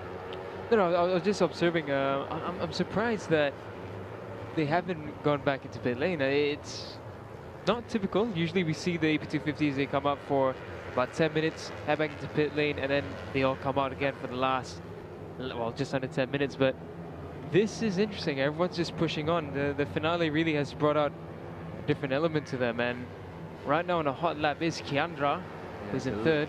Yeah, there's a leg out there from Pirapong and from Ferozi. Yeah, okay, so they are coming in. What the helmet design for Herjun? I just caught that. That's a new helmet for Herjun this time around. Wait, this is interesting. This will be a very short break in pit lane for them. Someone's gone really off there. That's at the last turn. Oh, sorry, that was pit lane entry. Or a late pit lane entry. That's Tonampu, the number 19, gone through there. He's been going well this weekend.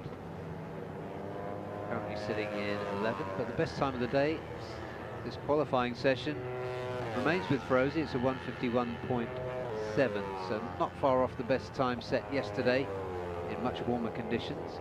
And look at that helmet design. Ferozi's with that big splash of a 36 on the back. No questioning whose helmet that is. Yep, I haven't seen that before. That's a confident statement he's making ahead of the weekend. And this is interesting. This finale is building up, and right now the gap between Herjun and Ferozi, it's only 0.158. So the advantage that Ferozi held yesterday over Herjun doesn't exist that much anymore.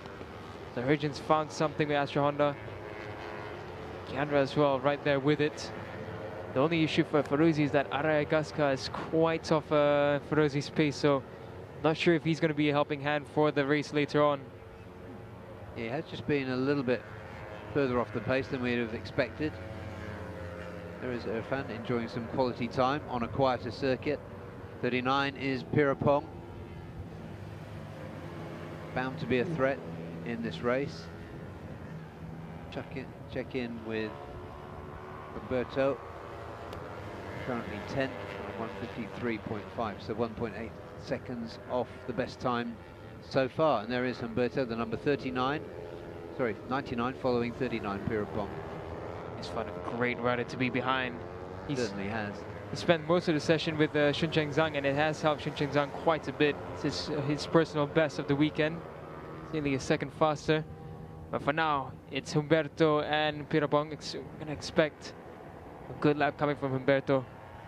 Yeah, good work so far from Herjun. We normally see him in a white helmet, don't we? Yeah, indeed, yeah. So this is a really nice statement from Herjun.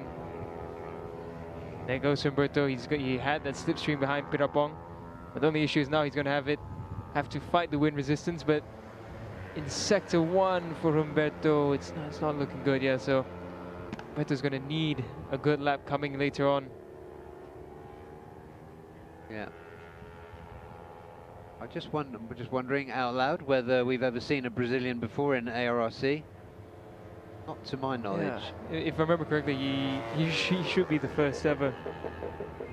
Yeah, not to my knowledge, but perhaps one of our esteemed colleagues listening will confirm or refute that. It's good, just speaking of Brazil, they have been putting out some good riders recently. Programs there clearly working well. Yeah, Moto 2 most notably. Yeah. Manu Gonzalez, if I remember correctly. Yeah, I'm struggling. I've got my ARRC chip in this weekend. Likewise, yeah. But either way, we have the Brazilian of Humberto here. And I think he will be heading back to pit lane for a quick break, and I think that's wise. I think he needs to get out as soon as Astra Honda and Yamaha Indonesia get out. That's the group he wants to be with. Yep, 9 minutes remaining, so this won't be a long stop for Humberto. I think if he sees the the groups coming out as he enters, he's gonna head straight back out, which he should. Yep, Umberto been making a name for himself in the R7 championship.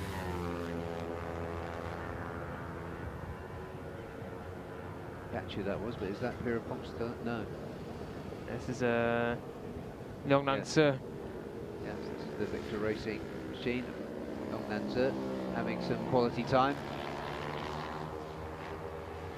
I think I saw Won Dong as well coming out, so the Victor Racing boys are out on track. Pierre-Ponce just stopped there. Sorry, we did that in harmony.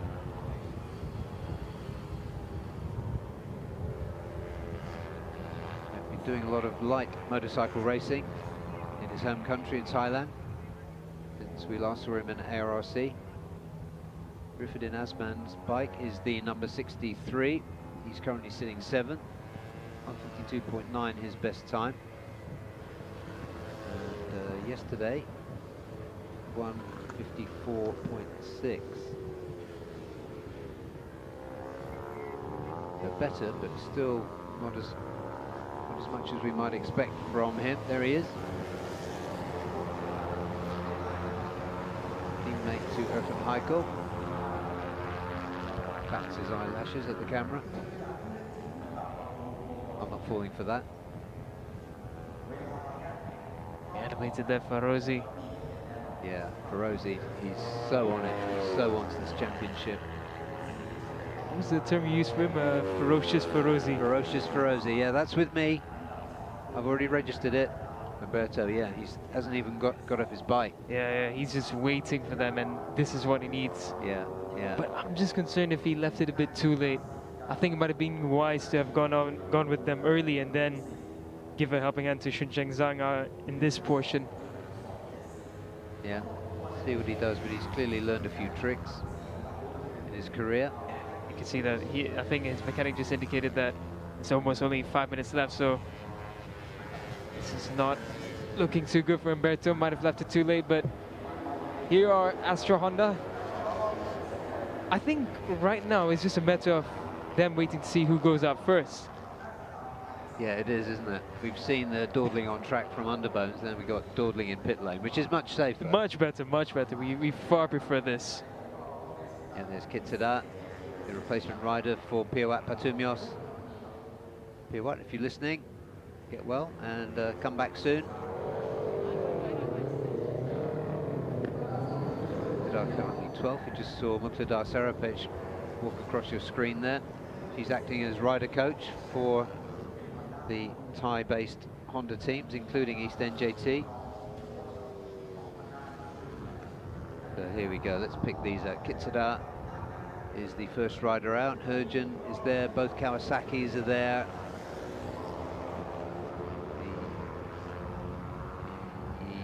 The Vietnamese are there. There's Humberto. Yeah, so Humberto joining the group there, just now at the pit exit with Shuncheng Zhang. And they're going to latch behind any of these front runners. 5 minutes remaining. This is going to be an interesting 5 minutes. So hold on to your seats.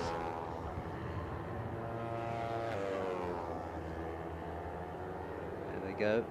Huge group goes around turn 3. There's so many lines around here, Daniel. You can see from that shot just how much rubber and the different lines that rubber was etching out. Just under 5 minutes left now in qualifying. I think we should be able to see at least 2 good flying laps from these riders. Yeah, Emil Iswan in there. He's somewhere in the middle of qualifying. He's currently 13th, so decent session from him so far. He was done in 16th yesterday, best on 154. He's done in 153, so very good gradual improvements from Emil. Virgin finding himself some track room. Poo, number 19, going through there.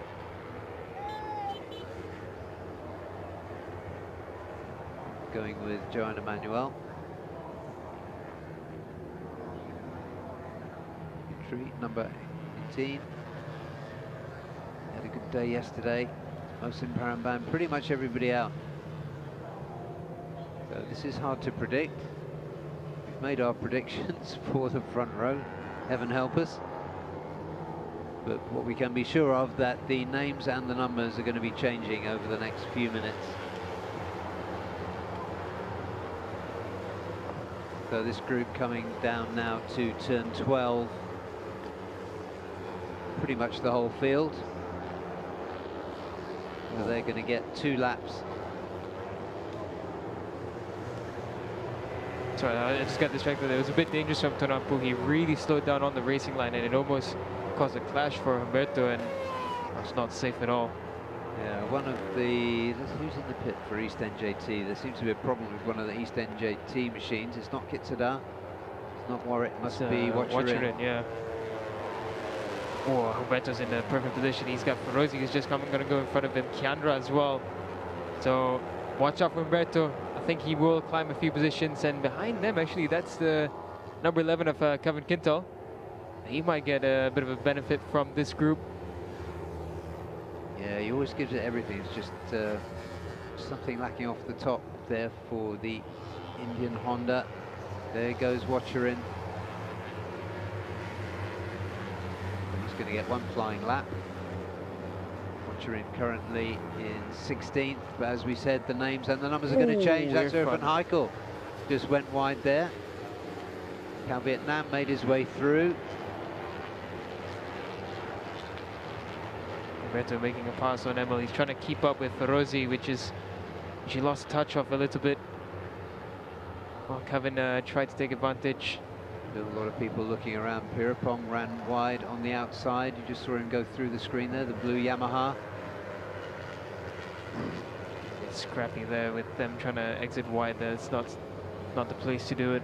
Gonna all be decided on the final lap. I think they're gonna get this one and another one. We've got this front group. This is fast, this one. This is Cal Vietnam, Ferozi and Kiandra. Kinsada behind them as well, so Kinsada's going to benefit greatly from this. Yeah, that's a decent little grouping.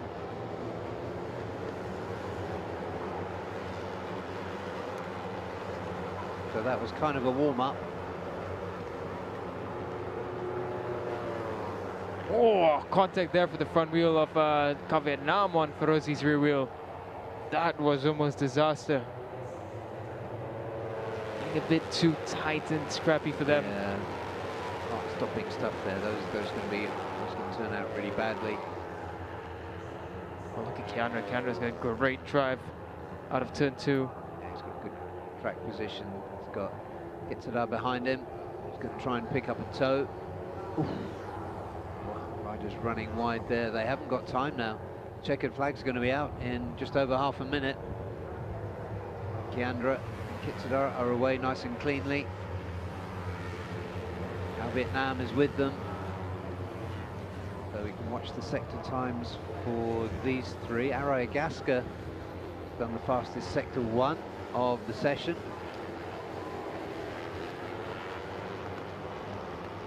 Little bikes everywhere. Oh, Arayagaska is really coming, and Humberto as well. Pirapong's improving, but sector 2 not that great.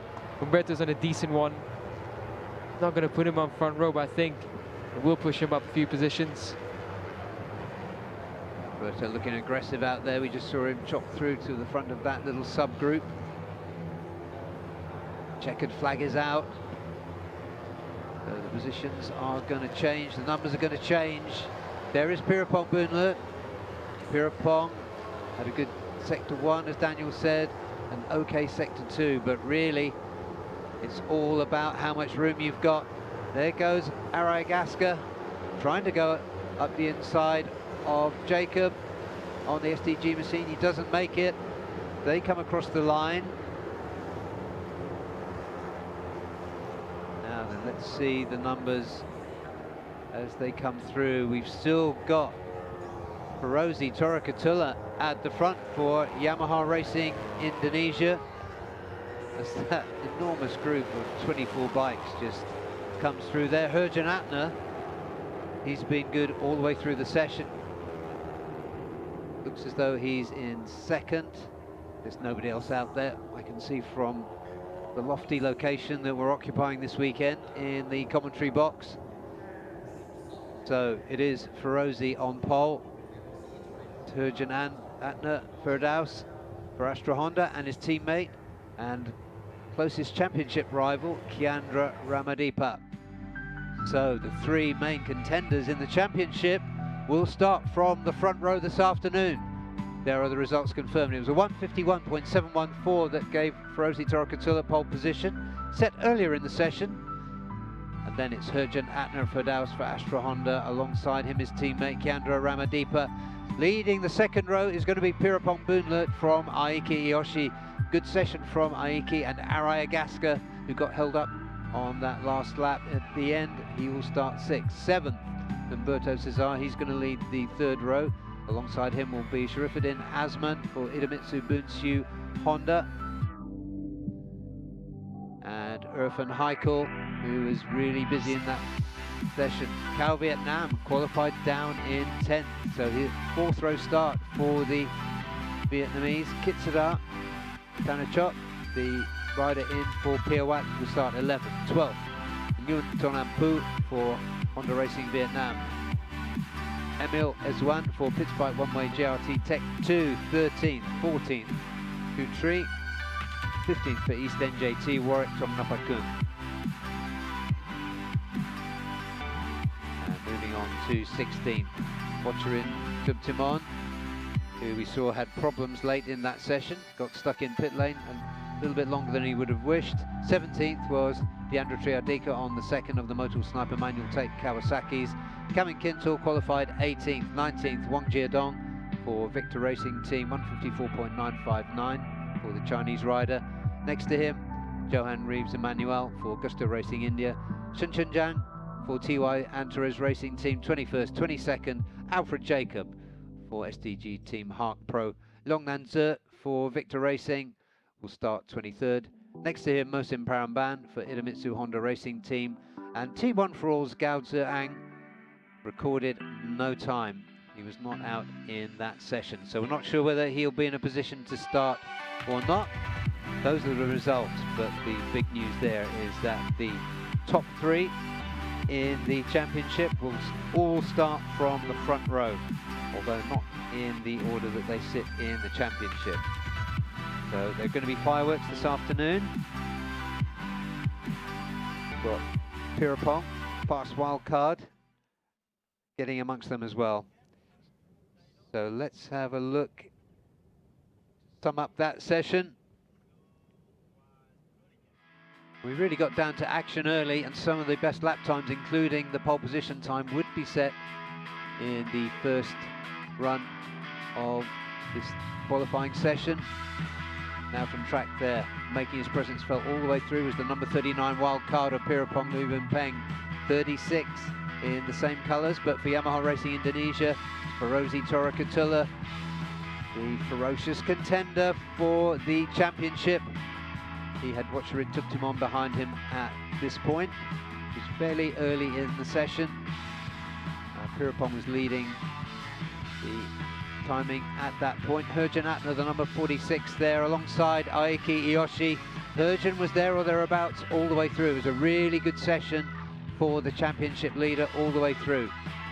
There's Kitsada chasing Aiki Iyoshi on the Kawasaki R25 four-cylinder Screamer.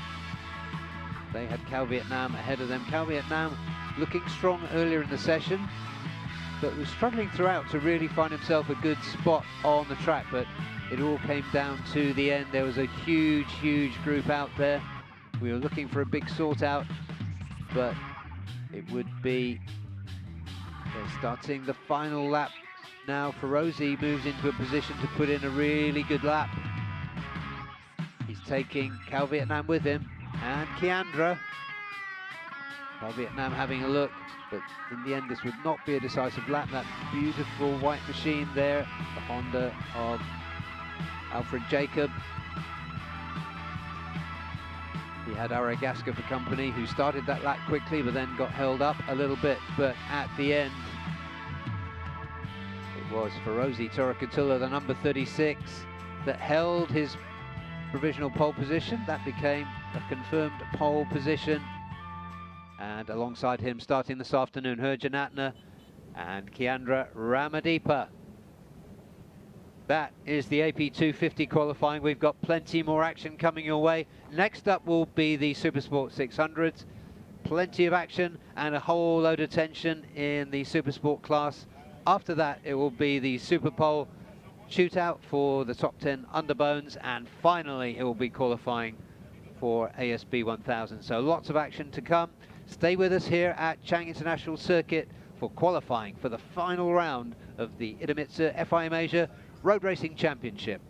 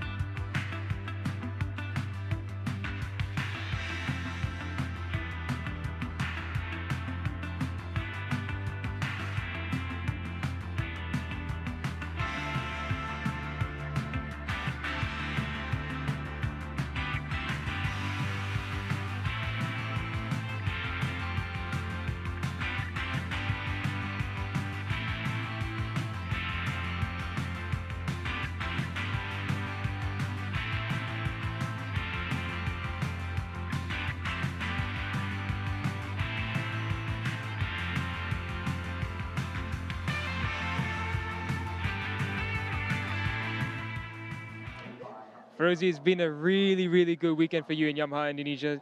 How do you feel so far in qualifying? Because we've seen you absolutely topping the list. How do you think this race is going to go? Yeah, for the first, Alhamdulillah, for the qualifying, number one. But for this weekend, yeah, I feel it's good for the bike. Yes, in yesterday, me and mechanic set up new setup for engine, for suspension, and now it's better than before. Yes, in qualifying, a good moment for me. Yes, top in qualifying. In for this weekend, I stay focused for the race. I'm enjoy, no pressure. Yeah, championship is not far.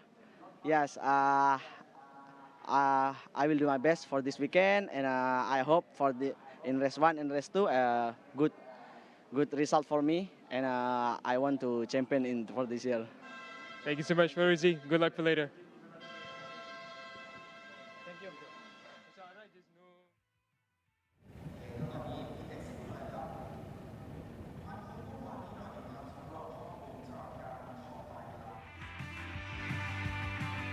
Idemitsu engine oils are precisely formulated for meticulously engineered Japanese car engines. We are committed to delivering optimal performance. We fulfill this commitment through 5 ultra-protective benefits known as Quintec Guard. They unleash the peak performance of treasured cars. Drive anywhere with confidence. Feel the excitement in your heart. The highest quality engine oils in the history of Idemitsu.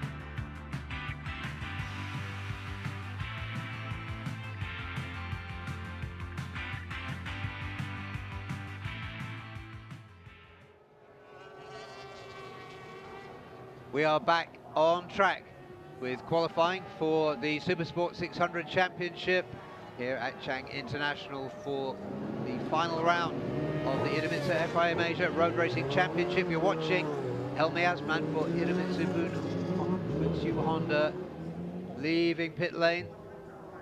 Some of the riders have already completed an outlap and are starting to fly. So just coming out very, very gently is most of the rest of the field. Peter Egger just tagging on to the back of that group. Helmi Asman took his time to let those riders go. His team Butsu Honda teammate Asroy, the number 20, follows him. And we do often see those two riders working together. Good friends as well as fierce competitors.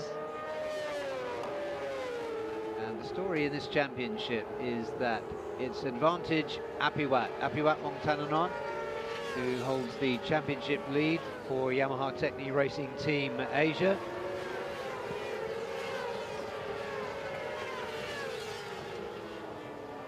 And next up in the championship is Adinanta Putra. So with a 14-point gap between the two of them, there is a chance that Apiwat Mongtananon could seal the deal and clinch the championship this afternoon. That would require him to finish first and Adinanta to finish off the podium. So fourth place or lower, and a win for Apiwat would hand Apiwat the championship. But Adinanta has been fighting as hard as he could. See, there's some frustration already, tension building. That was Apiwat gesticulating there. He is fully pumped up and ready to go. He was the fastest rider yesterday on combined times. Just failing to break into the 138, but his best time was 139.028. 4/10 of a second quicker than anyone else. Apiwat showing a lot of frustration there, and just trying to let this group get away from him, find himself some track position.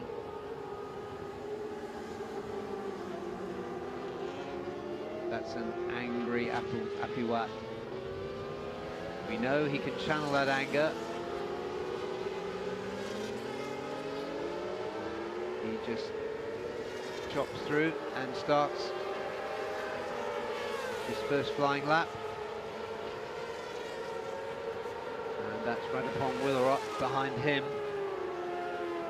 Radapong Willarot perhaps in as a spoiler, but whatever he's in for, it's fantastic to see Radapong, the 2018 Supersport 600 champion, back in the ARRC fold after a long and frustrating season on the sidelines with injury after smashing up his right ankle in the final round here last year. There's the number 24. That is Apiwat Mongtananon. Looks as though he's going to be a move and trying to put an early flying lap in. Absolutely slicing through the field. That was Yutadate that felt the force from Apiwat as he chopped in front of him. Actually, it was more of a slice than a chop. Ahead of Apiwat, just see, I think it was Gyatasak and Tanat, the Honda Racing Thailand rookies who've gone so well this season. There's a quick look there at the number 64. There's Yutadate, who's replacement rider in for the injured Andy Fadley. And yeah, you can see there the green flash on the tyres for Apiwat. They are the qualifying tyres, so he's going early for his bid for pole position. We've seen it before. We were speculating yesterday whether he'd go for a fast time early in the session and then do a race simulation. That is definitely the tactic for Apiwat, and that explains why he was so frustrated early in the lap when he found himself being held up. And now he's absolutely on it. Let's watch the sector times from Apiwat. Fastest sector time through first sector was Ratapong so far, 21.6. Apiwat almost as quick as that this time around. So Apiwat on a good lap. That was a good sector 1. Now coming into second sector.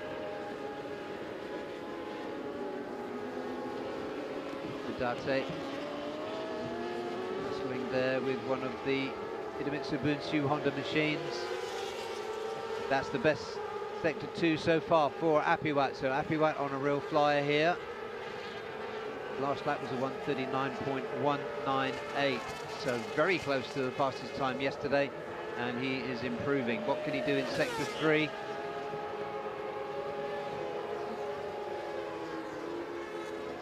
Put himself in a good position on the track after that early frustration. That is Azroy Hakim Anwar, the number 20, also following a similar strategy. Apiwat Wongtananon goes to the top with a lap of 1:38.628. So far the strategy is working. Helmi Asman, you can be sure that both the Idemitsu FIM Hondas of Helmi and Azroy are on qualifiers. He'll confirm it, and surely Ratapong will be the same. You can't quite see from that shot. We're looking at the number 56. Ratapong will arrive. No, I think he's on mediums. So on mediums, he's currently 7th quickest, but he's just put in the fastest sector 1 time. Ratapong will arrive. He's really come back with a force after that long season-long layoff for the Thai rider. He's on the move now, and he's doing it on mediums.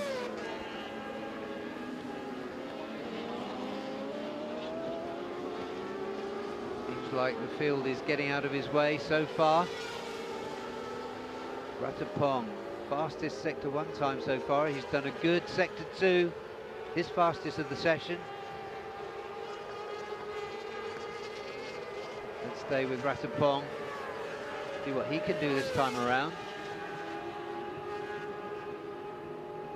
Once again, he's on race tyres.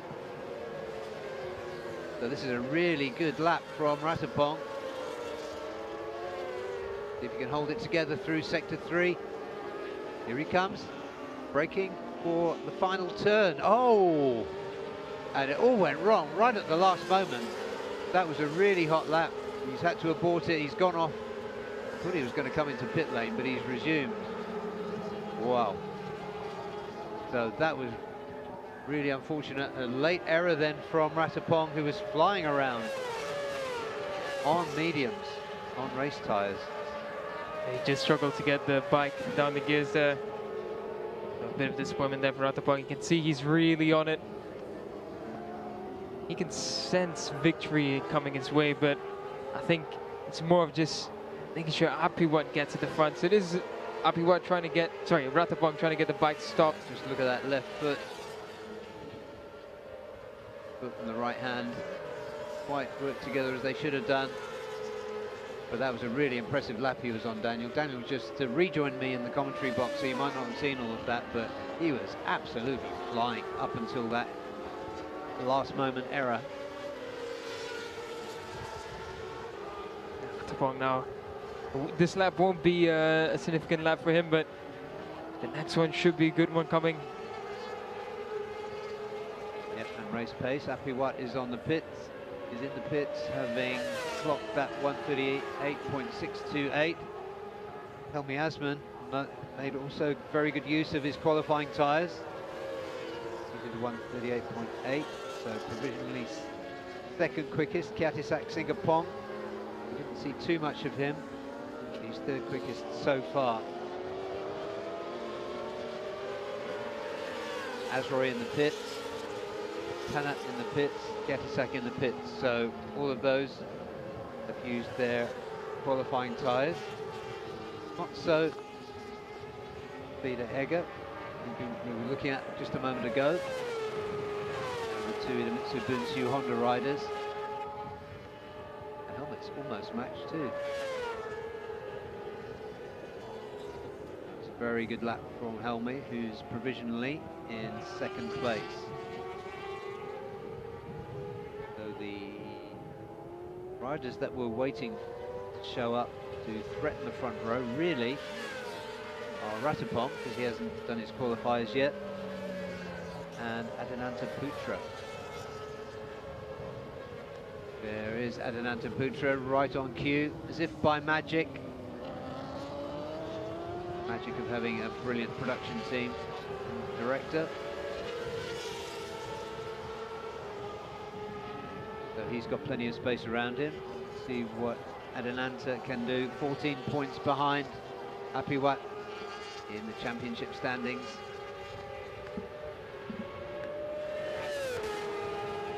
Got a few riders out there still on race tyres. Medium for the Indonesian. Danta's looking good. Made a couple of errors in practices, but now's where it all comes down to. Danta needs a good qualifying position and good race to come. Not going to be easy. Yeah, our best times yesterday, he was over a second off the best of Apiwat. Error there too. Just went a bit too wide. He's trying to really push that. Quite breezy out there. Coming down hill will be a bit tricky. Here comes Adinanta. 8.5 through that second sector. Pretty decent. So he's getting onto the pace. Adinanta Putra. He's really determined to get to grips with Apiwat this weekend. Haven't quite seen the pace from him yet. Don't underestimate the Indonesian, who's been getting stronger and stronger. Last year was his debut season in this class. Doesn't change his position. That was a 141. But that did contain an error. Could be a different strategy from Adinanta. Put his qualifiers on late.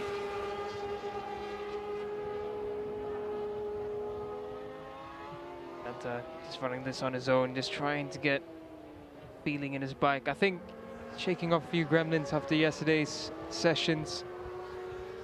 And currently sits in 9th.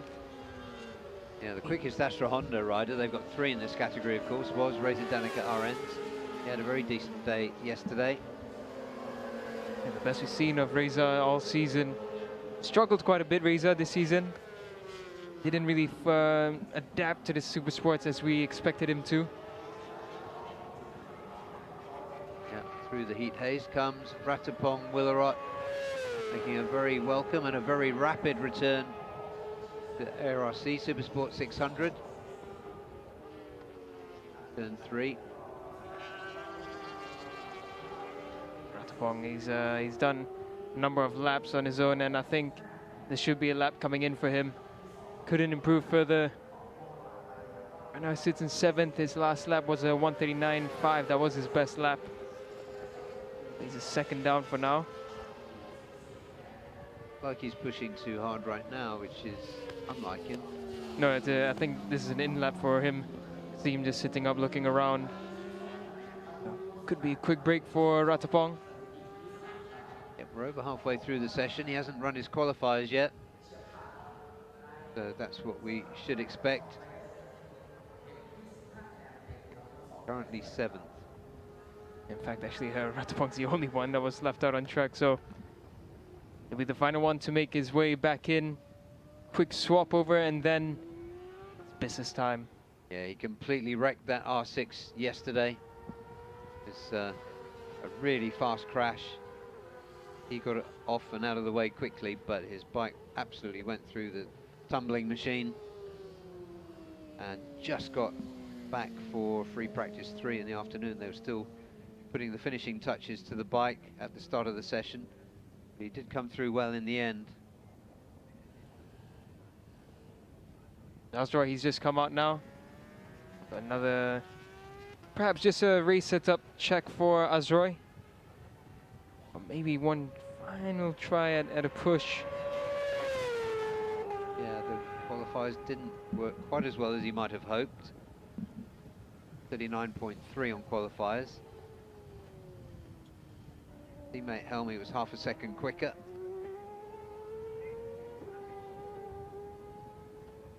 Ratapong. And a debrief. Seems happy with the setup. Watching the timing screen to see what else is going on out there. Helmy alone in the pit box. Kunsu pit box. There's Azra on track on his out lap. Just under 11 minutes left in qualifying. I'm very interested to see how Ratapong does in the qualifying compounds. He hasn't been the qualifying tires for quite a while, so it will be something new sensation-wise for Ratapong. Yeah, it's been a while. It's been a year. So while Azroy gets on with it, Benanta, the Astra Hondas, we'll have to see them on qualifiers as well. Twitch there for Azra, I think. Didn't heat into those tires. Yeah, he's going to make the most of this final 10 minutes. At the moment, he's got a provisional second row start in 4th. Second row will be good enough for him. Azra just leading in. You can see how the grip was really struggling to hold on. But that's just the way that Azra likes to ride it. He's really always on the limit, but he keeps it very well controlled, and that's just the rider that Azra is. Question marks on whether we'll see Azra in Super Sports or Super Bikes next year. Nothing is announced yet, so stay tuned for that. But Azra has been training on Super Bikes, and he did mention that for him in the last round, it was just to adjust back to Super Sports riding. It's a big difference riding a Super Sport and a Super Bike. Oh, for sure. The moments of how you control the power, how you roll through, it's all a different ball game. And Azra and Super Bikes, we haven't seen it in ARC, but for those who watch MSBK, we know that Azra is an absolute beast on a Super Bike, so it would be good to see him next year. He came into Super Sport a lot of years ago now. And I can't remember, it was maybe 2018. I think it was 2018, yes, yeah. And he stepped up directly then from underbones. So he leapfrogged the lightweights. So he's certainly done his time in Super Sports.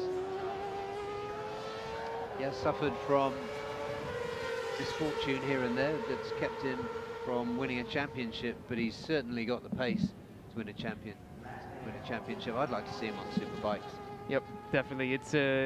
He's brilliant on it, and yeah, the past 2 seasons especially, there was always something in the early portion of the season that ruins his round 1, and it's just so unfortunate for Azra, but that's how the cookie crumbles. It's racing, it's what happens.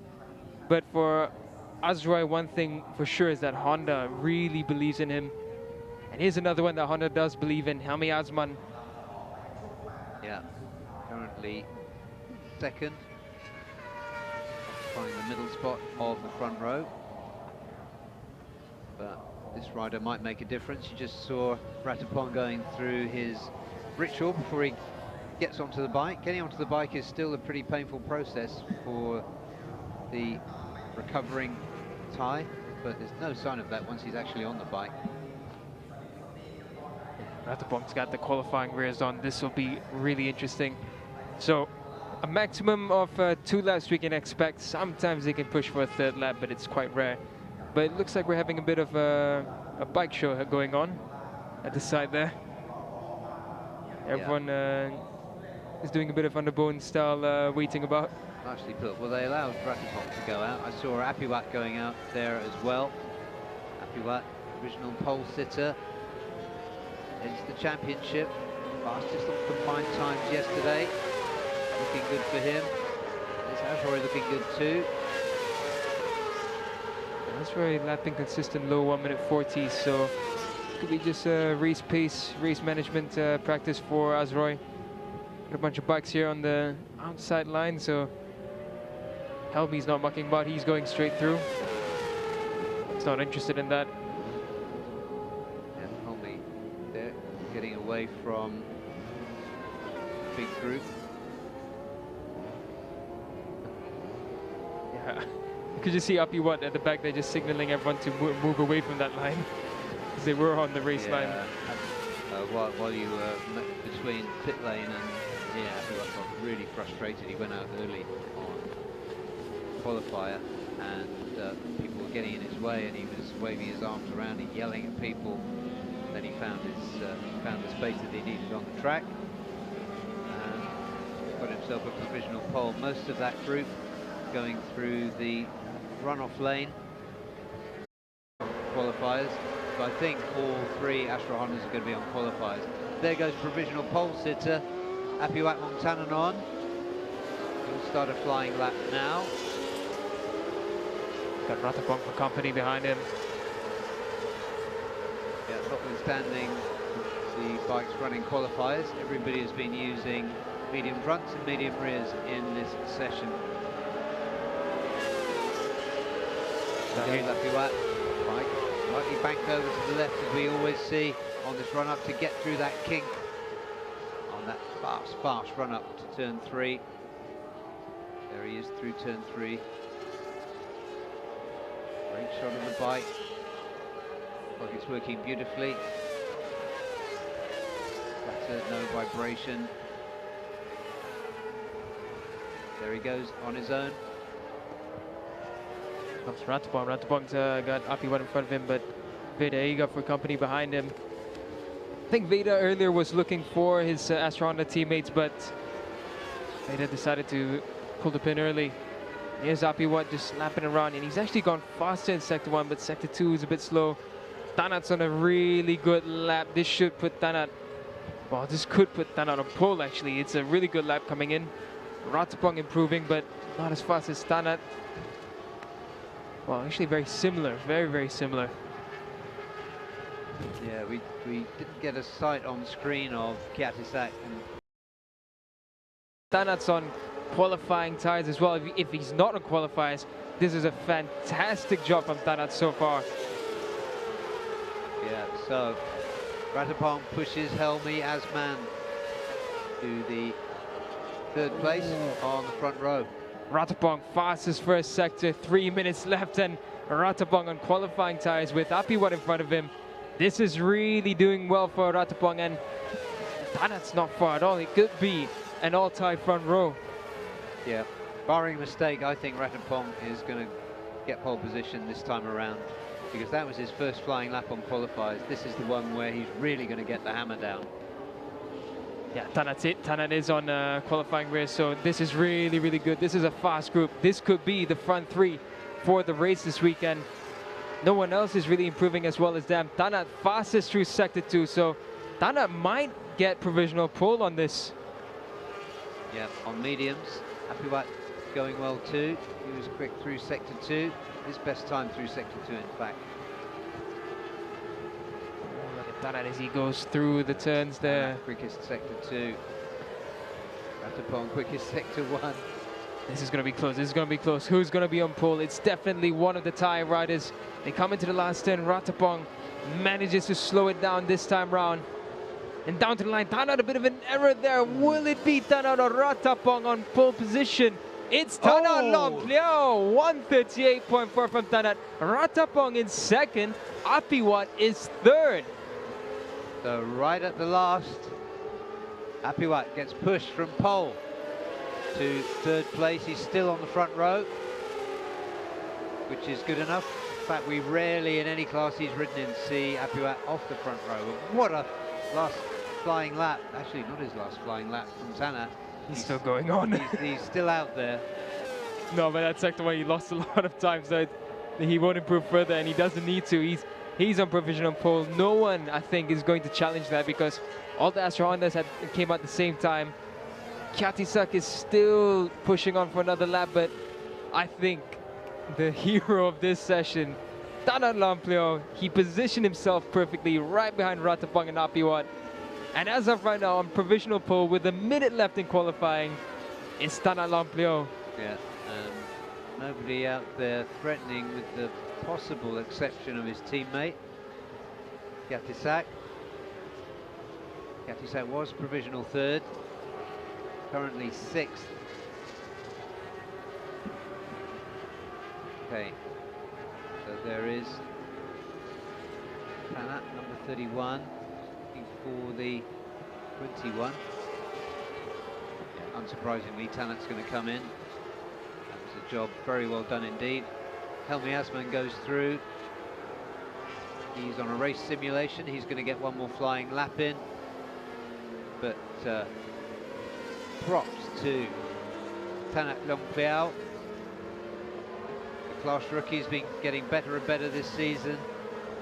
And he's risen to this crescendo by taking pole position here. I think Apiwat will be happy with his front row start. Ratapong will be delighted with his front row start.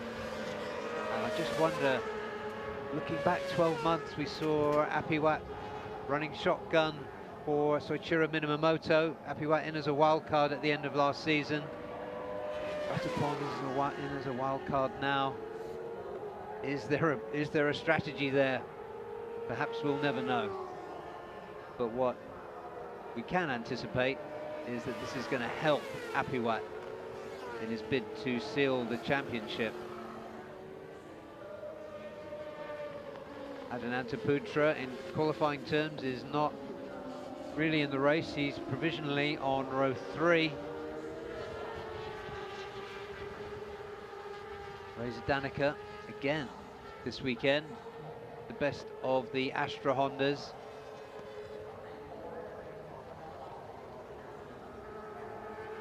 A good session from Apiwat. Fantastic session for Ratapong Willerot, and an absolutely magnificent run on qualifiers for Tanat Longpliao. Number 32 there is Helmi Asman. Helmi provisionally held second spot on the front row, but pushed out as the rest of the field got onto qualifiers. But he's going to start, yeah, almost certainly he's going to start from the inside of row 2. So decent starting position for him. And it looks as though he's going to have Reza and Giatisak alongside of him. Wow, what a session that was. And we ended up with the Honda Racing Thailand rookie, Tanat Longplio, on a 138.434. That's about a 10th up on Ratapong Willerot. Welcome back to the 2018 champion for Yamaha Racing Thailand. Apiwat Wongtananon for Yamaha Techni Racing Team Asia, championship leader. He'll start from the front row in 3rd place. 4th, Helmi Asman for Idemitsu Bunsu Honda Racing Team. 5th, Reza Danica for Astra Honda. 6th, Giatisak for Honda Racing Thailand. Adananta Putra will start from the inside of the 3rd row. Next to him, Utadate and Azroy Hakim Anwar, who qualified 9th. 10th, Veda Ega Pratama for Astra Honda Racing Team. McKinley Carl Paz for Yamaha Techni Racing Team. Teammate, of course, to Apiwat will start 11th. Next to him, Wayu Nugroho and Tosak Nwansai. Chajin Tong qualified 14th with a time of 141.411. Well, what a session that was, and we're not through yet. We've got Super Pole coming up for the underbones and a full 40-minute session for these superbikes, the most finely balanced perhaps of all these championships. There goes Tanat, the number 31, proudly displayed on the back of his leathers. Big smiles, congratulations for the young Thais. He goes back. Giatisak slightly stole the limelight. He gets congratulations from none other than Ratapak Willerot, one of the coaches that they are lucky to have in Honda Racing Thailand.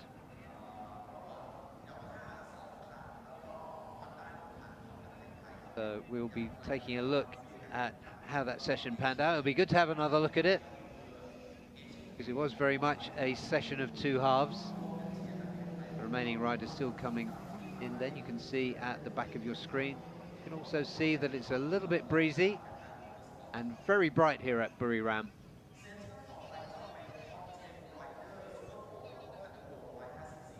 And looking for signs of whether that wind, I don't think that breeze is going to affect anybody, not even the very lightweight underbones.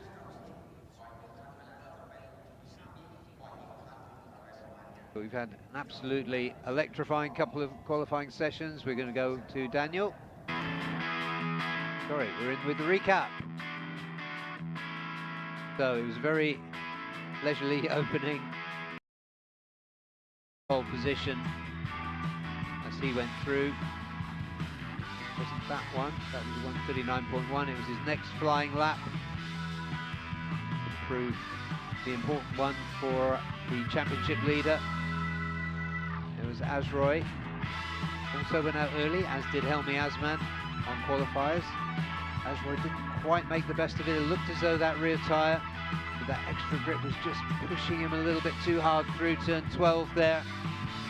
But we were only 1/3 of the way through qualifying at this point. And it was Apiwat on provisional pole. Ratapong was going really well on medium tyres, medium front, medium rear, and looking like putting in a lap that would have been the first or second fastest of the session.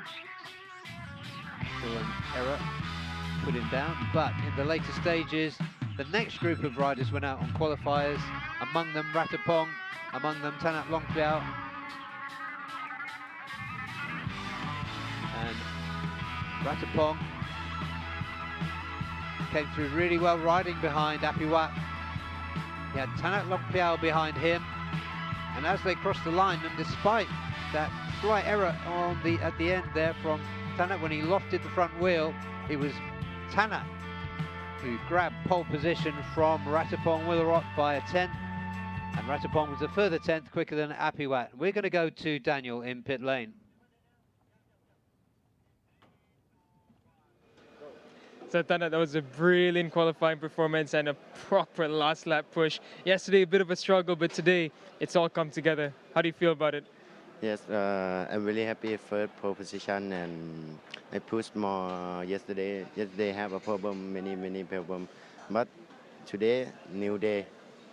I fix my riding style and fix my control by and push. I will try my best in race. Can't wait to see it. Good luck for the race. Thank you.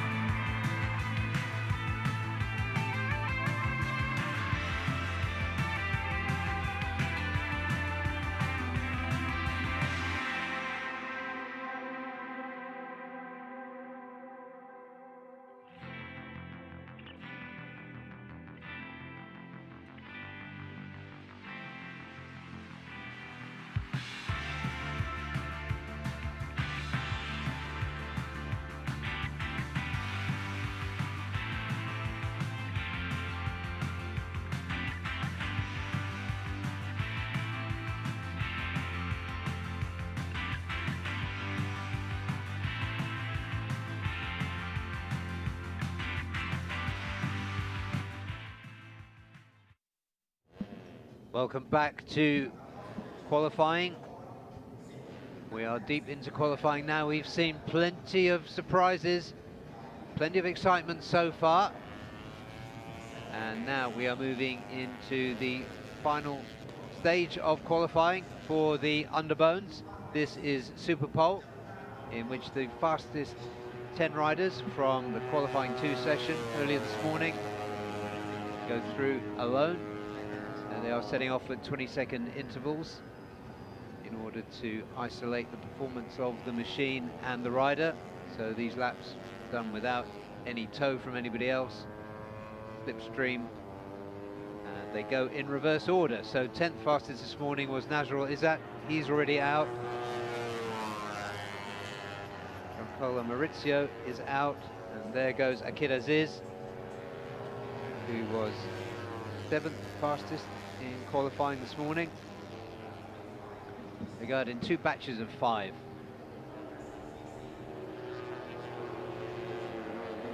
So next up,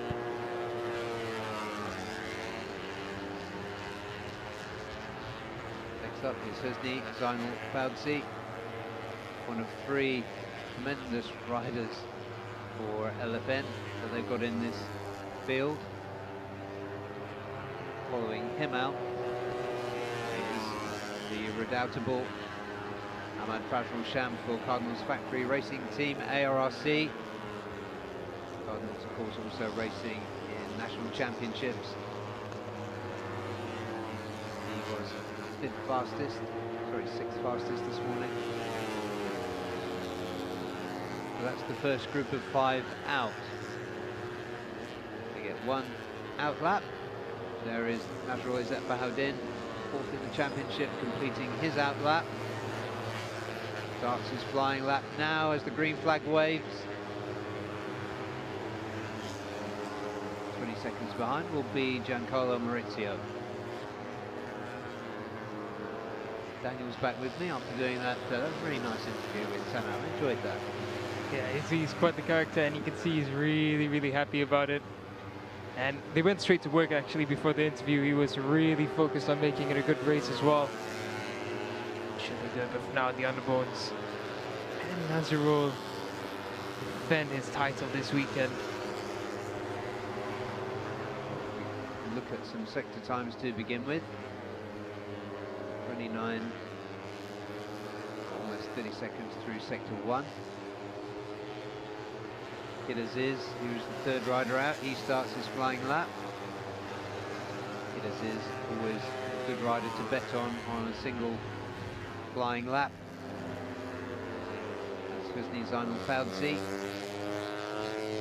brilliant young rider who's come into LFN this season. Plenty of excitement along the way.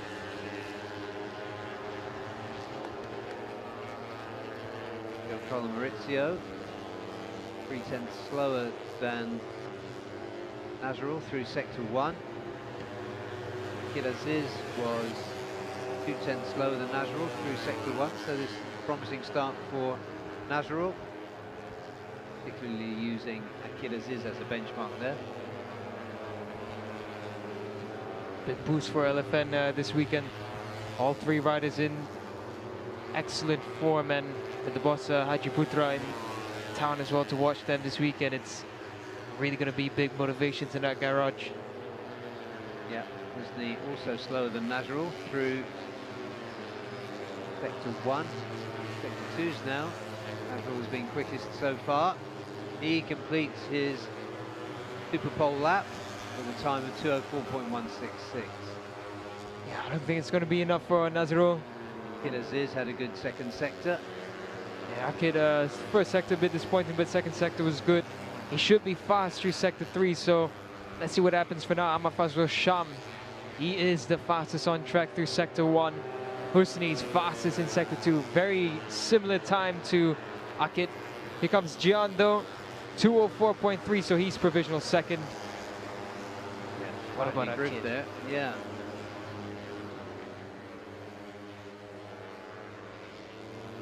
So Akid Comes through to complete his Super Pole lap. Whoa, 203.6 for Akid, as his sector 3 was really good for Akid, but we still have Husni, and then it's going to be Ahmad Fazlul Sham. How's Husni's sector 3? Yeah. Faraz Putra, saying Daniel, very much being fancied by and supported by Yamaha. But this weekend might be the last time we see him. I don't know what their plans are going to be for him. It looks like it's pointing towards him going into the lightweight class of the 250s. But we'll see. 2025 starts very soon for them. Goes Wayuaji Trilaksana. Been notched up to championships in this class.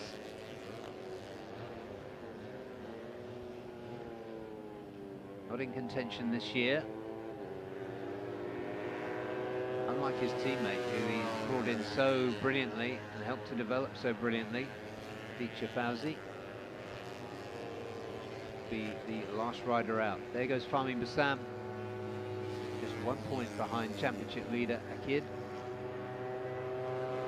Again, Daniel, if you don't mind, can you comment on this legs akimbo riding style, because this is quite a recent development. What are there must be an advantage to it. It's not obvious to me what it is. Again, aerodynamically, it wouldn't make sense to have your legs wide open like that. Yeah, you get your head tucked in further, but you see the way Aditya's tucking in, that is visually, aerodynamically, the best way to go about it. So I think it's just down to personal preference. I don't think the way that the legs wide open like that helps, and that's just promoting drag. Yeah, that's very much my feeling. Don't very often see much drag reflected in the performance of the rider we just saw going through there, Fahmi Bassam. Yeah, I was just about to say, all three of the LFN riders ride that way, but none of them are affected by it by the looks of it. So, question is, would they be any faster had they tucked everything in? So here comes the first of this second group of 5 to start his flying lap, his Super Pole lap. Faraz Putra Badil, number 33. 20 seconds in arrears, ripping a tear off and throwing it away. Wayuaji Trilaksana. New helmet designed for him this weekend too.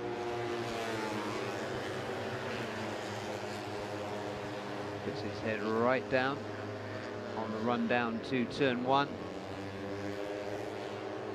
Fahmi Bassam gets himself down low. He starts his Super Pole lap.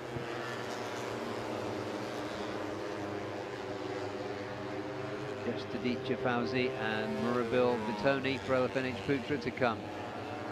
Here is Aditya. Into turn 12.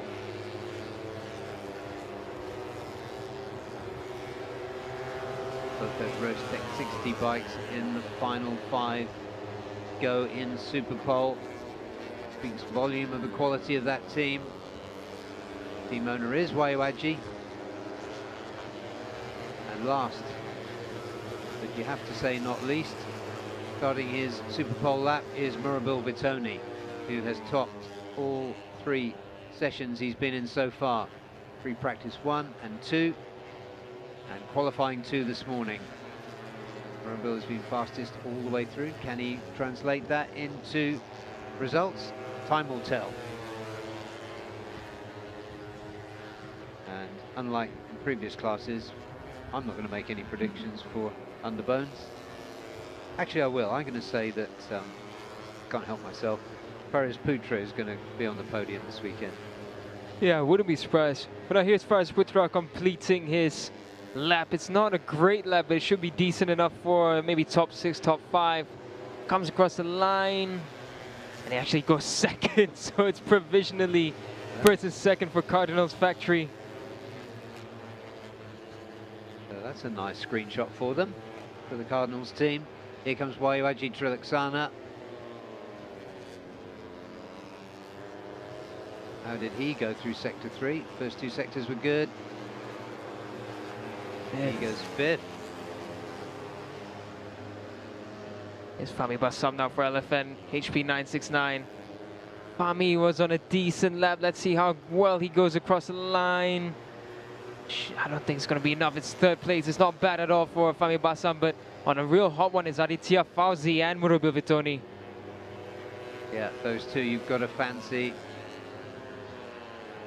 Aditya, for his quality and consistency he's shown this season, put himself in contention for the title, and he goes top. Half a second. He found half a second on that lap. That's amazing. But Murabil Vitoni, here he comes now. The fastest all weekend, and I think he's going to do it. He is going to do it. 2:02.4. He's top. Free practice 1, free practice 2, qualifying 2, and now super pole for the LFN H Putra 969 team.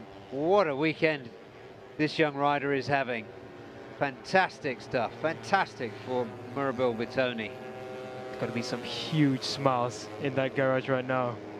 Yeah. This is a great weekend so far for them. Brilliant stuff. So, LFN, they've got riders on, all their riders on row 1 or row 2 this afternoon. Absolutely fantastic. They're going to be delighted, and we're excited. Wow, what a session that was. There are the results there. A 2:02.457 was 43 hundredths of a second quicker than Aditya Fauzi. So Murabil Vitoni is on pole position from Aditya. Next to him, Ahmed Fazrul Sham, winner last time out at Sepang. He'll start third, fourth. And leading the second row, Faris Putra Mohammed Fadil for Cardinals Factory Racing Team, ARRC. Another brilliant performance from the young Malaysian. Fahmi Basam for LFNH Putra, fifth. Sixth, teammate Husni Zainal Fauzi. That's the first two rows. Next up, Akid Aziz, he'll lead row 3 alongside him. Another former champion, Wayuaji Trilaksana. And Nazrul Izzat Bahauddin will start 9th. 10th, starting will be Giancarlo Maurizio for Uma Racing, Yamaha Philippines. His time there in Super Bowl was 2:04.358. And the rest of the qualifying positions will be filled by the qualifying times from qualifying 2 for the next 4, and then the final positions going to the results according to qualifying 1. There comes Murabil. Perfect weekend so far for the Indonesian. Let's see what happens next, because we know anything can happen next in Underbones, this most predictable of classes. Coming up next will be a 40-minute session of qualifying for Superbike class. Lots of surprises, lots of excitement. Yesterday, all the way through, very difficult to predict. There was nothing there that tells me which way the championship is likely to go. Just 5 points covering the top 3. Let's just have a look at that Super Pole session. What an intriguing session that was, as it always is. So, first out was,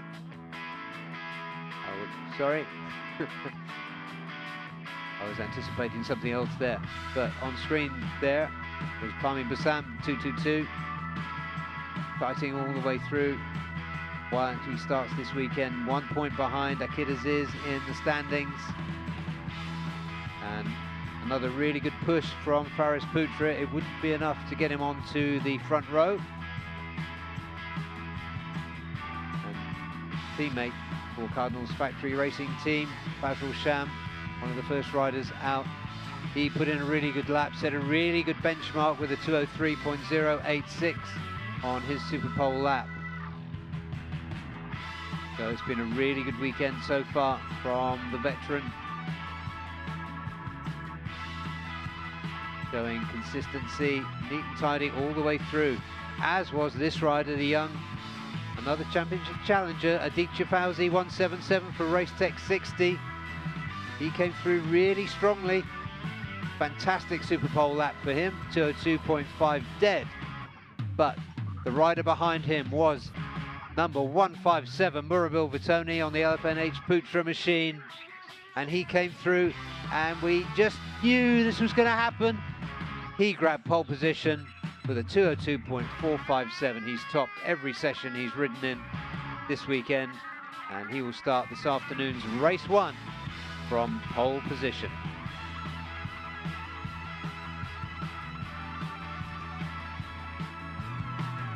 Great riding. He's shown he can do it with slipstream and without. Murabil Vitoni, the pole sitter for Underbone 150. Coming up, last but not least by any sense in qualifying terms, will be the ASB 1000, the Superbike class. That's coming your way in just a few minutes from now. We're going to take a short break and get our breath back. Ready for that? That'll be a 40-minute straight shootout session, so stay with us. We've got one more qualifying session for the big bikes coming your way. We're here at Chang International Circuit for the final round of the Idemitsu FIM Asia Road Racing Championship. Idemitsu engine oils are precisely formulated for meticulously engineered Japanese car engines. We are committed to delivering optimal performance. We fulfill this commitment through 5 ultra-protective benefits known as Quintec Guard. They unleash the peak performance of treasured cars. Drive anywhere with confidence. Feel the excitement in your heart. The highest quality engine oils in the history of Idemitsu.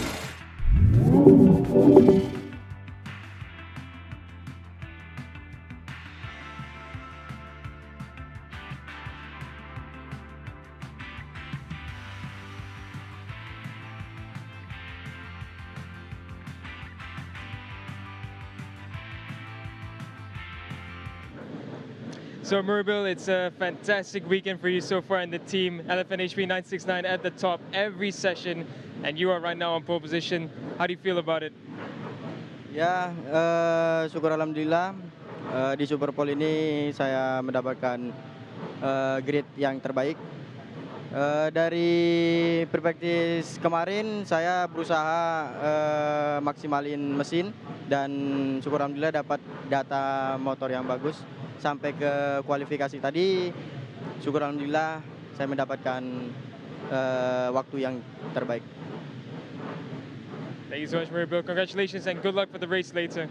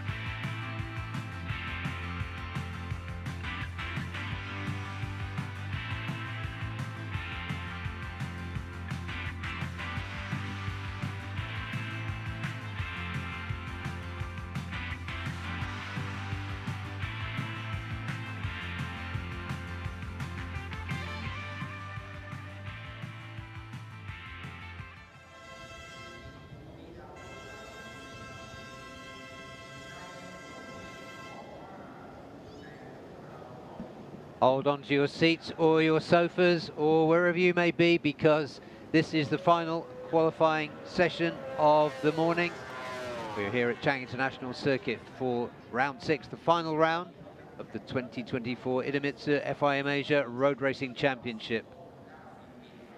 I'm Barry Russell, and next to me is Daniel Bogers, and we can't wait to see this 40-minute session unravel for Superbike qualifying. Because for me, Daniel, it was difficult to pick out championship clues from what we saw yesterday, because we didn't see Yuki putting in quite the pace that we think he could have done or would have done. There he is, just getting ready to go out now. Andy Farid Izdihan was not one of the top 3, just talking about the 3 championship contenders, and Hafiz Shirin was a little off the pace as well. Very much on the pace is a rider in with a championship shout in the shape of Nakarin Tirapuvapat and his teammate. So, yeah, I'm waiting to see what happens in qualifying, because I couldn't anticipate what's going to happen this afternoon based on what we saw yesterday. Yeah, I mean, if we were looking at fastest laps, it is Yuki Kuni, the championship leader, that's got the advantage throughout practice 1 and 2. But when it came to about race time, well, it's a bit later than what we race time for them, but in practice 3, Yuki's pace wasn't as convincing as it has been for the past many rounds. So I'm very curious to see what happens today. They work very well. I'm sure there's going to be some tweaks that will help Yuki, but will it be enough? That's the main question. Yuki will be there, but will it be enough this time? Yeah, we're certainly looking for clues here. Aslan Shah also went well yesterday. Zakwan Zaidi went well. Just going through there to start flying lap is the Yamaha Technique Racing machine belonging to Kasma Daniel Kazmayuddin. Tell you one observation that just came into my head is that the soft rear worked quite well in the morning session in practice 1. The new soft rear by Dunlop. Yeah, that's a good shout. We know that's a new tyre. We had it confirmed when he did the interview with Sol Khan from Dunlop. So that was really interesting. They all seem to be out on mediums at the moment, and there is a joker in the pack. I mean that in the best possible way, in the shape of Tetsuta Nagashima, the number 45 there, who's just ahead of the number 25 BMW of Aslan Shah. He got himself up to speed very quickly yesterday. Best time in the end was 1:35.7 compared to 1:35.4, the fastest overall for Nakarin.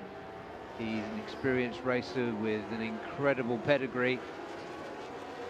So Tetsuda is going to feature at the front this weekend, would be one thing I could predict from yesterday's free practice. Yeah, definitely Tetsuta was looking good all weekend and should be really, really, really good. So, as of right now, Tetsuta there trying to make a pass on Osama.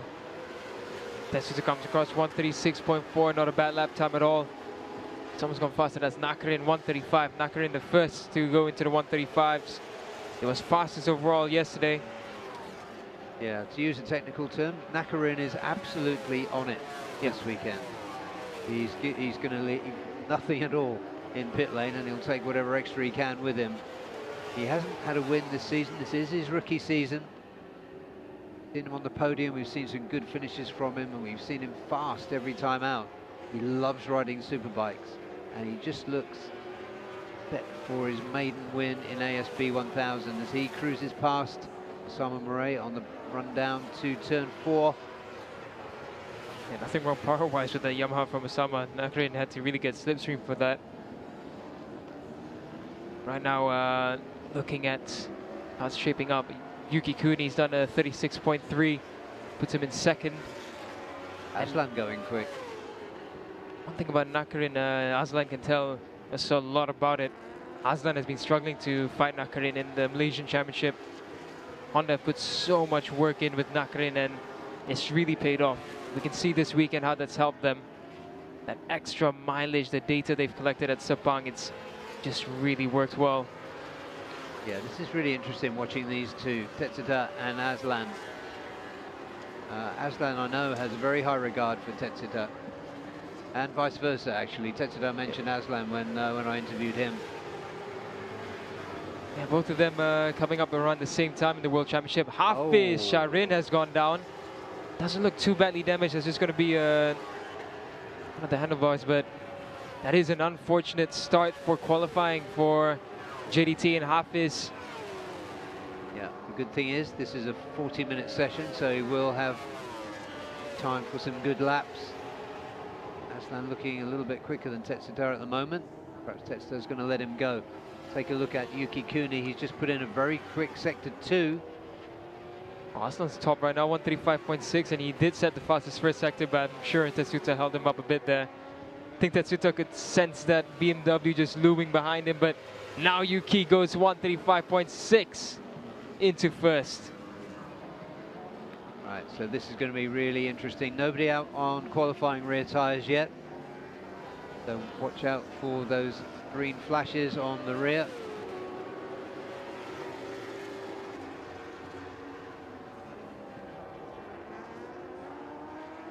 Yuki now really putting the work. Again, we've had our doubts after practice 3 about Yuki, but we can't deny that in practice 1 and 2, Yuki's been brilliant.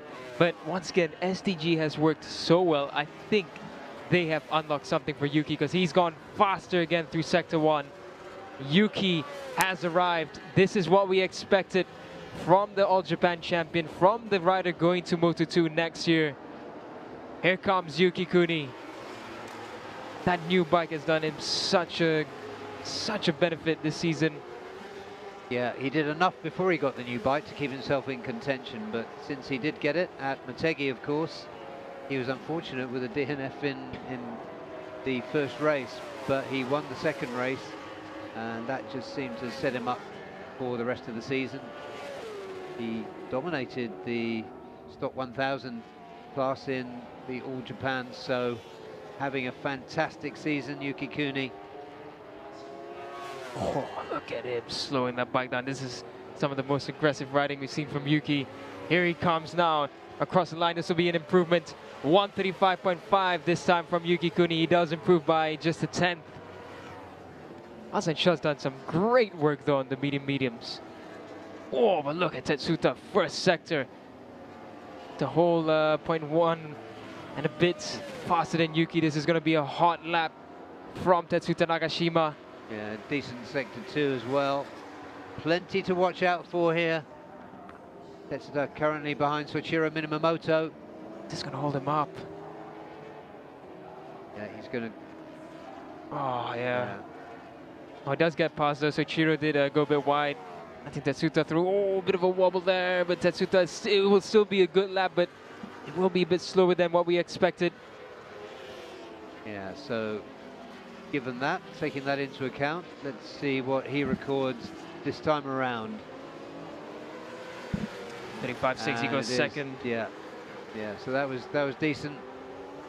Sho Nishimura's gone up into fourth. The BMWs are working very, very well this weekend. They started off a bit shaky, but now it's all coming together. And I must give credit to Sho. He adapts so quickly to all tracks and to the bike. It's unbelievable. Yeah, the number 12 TKKR BMW on your screen now, and off goes the number 11 of Chang Chi-ying on the A-Racer Speed Tech Yamaha R1. Problems there. They're testing a few things, A-Racer. But back with Sho Nishimura, a winner in Motegi. And looking really good here at Chang International. We were saying yesterday, last time he was here 5 years ago, he was a youth. He's only 20 or 21 now. So he came here in, was it Asia Talent Cup? Asia Talent Cup, yeah. Asia Talent Cup. So totally different. Look, he's gone faster. Soichiro's putting in a good lap as well. Soichiro will climb a few places. Yamaha have improved quite a bit today. It's good to see from them. They're knocking on the door of a 35. Yeah. Yeah, this is another good lap shaping up for Tetsuta Soichiro. This is a good lap from him. Oh, the way he has to exit there. Tetsuta goes up to the top. 1:35.3 for Tetsuta Nagashima. That's the fastest time of the weekend, and that's on the hard front, medium rear. Yeah, that's really good. He had no roadblocks that time. Yuki's on a very, very good lap. That could be a 1:34 coming from Yuki, actually. And we've only done 25% of this session. Here comes Yuki Kuni, the championship leader. We're only 25% through this session, and we haven't seen any qualifying tyres yet. So this is fascinating stuff. It's a 34, it's a 35.3. That last sector, he made a mistake somewhere in sector 3, but oh, we had doubts of Yuki, and how dare we doubt him. Well, that's it. But yesterday, to be fair, Nakarin was so impressive. Zakwan also impressive yesterday. Loves this circuit, but he's not out on track at the moment. Yuki Kuni is. Something just really caught my eye. Soichiro has the highest top speed of the session, 294 from the Yamaha. Let's hear it for Yamaha. Whatever they've done, great job to Yamaha, hats off. I mean, they've been struggling with top speed all season, or for the past couple of years actually. But the fact that they've managed to pull that much power this round, that's really, really good. Right, this is interesting. So, provisional pole sitter Tetsuta comes in. Still got 28 minutes left in this session. Decent work being done there to get the Panigale of Hafiz Shirin back into shape.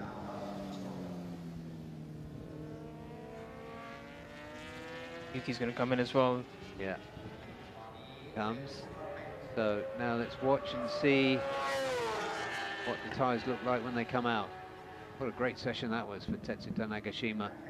In, of course, for the injured Pasuit Titiwararak. Get well soon, mate, if you're listening. So first and second on the timing screens at the moment. Coming into the pit. Third best, Aslan, and fourth best, Shonishimura, and fifth, Nakarin, sixth, Zakwan, all in the pits. Hero in as well. Kitohaga hasn't come out, so I'm wondering if the bike is still not fixed for them. It was a pretty nasty crash for Kitohaga. Yeah, we've got Choi Chi-ying parked at the side of the track. Hopefully he can get back out again. Get some quality time in. Lachlan Epis, we haven't seen him on camera. His best time so far, 1:37.2. Oh, there he is. Magic again. It's working. It is working very well. I think Lachlan, body language, looks like he was trying to come back in, but I think he's going to push on forwards, yeah. Been a tough weekend for Lachlan, and only sympathize with him. It's big injuries coming back from. Yeah, it's working hard to get fit, but it's not the same when you get on the bike and have to ride at this level. That's Casman Daniel coming out. Normal tyres for Kasma, no qualifiers yet. I think a bit more setup to be found for Kasma. They are closer. They are much closer to the front runners this time round. It's a lot better for Yamaha. Yeah, this is good to see. This is what we want to see. I want to be talking about Kazma because when he's on form, he gives us plenty to talk about. 21-21, Nakarin and Zakwan. Time for Lachlan Epis. Bit of a lunchtime date for Lachlan and his bike. Yeah, absolutely. Chance of a break at the moment in the JDT pit. That's Hafiz Shirin's Kati Panigale being worked on. Still time, still plenty of time.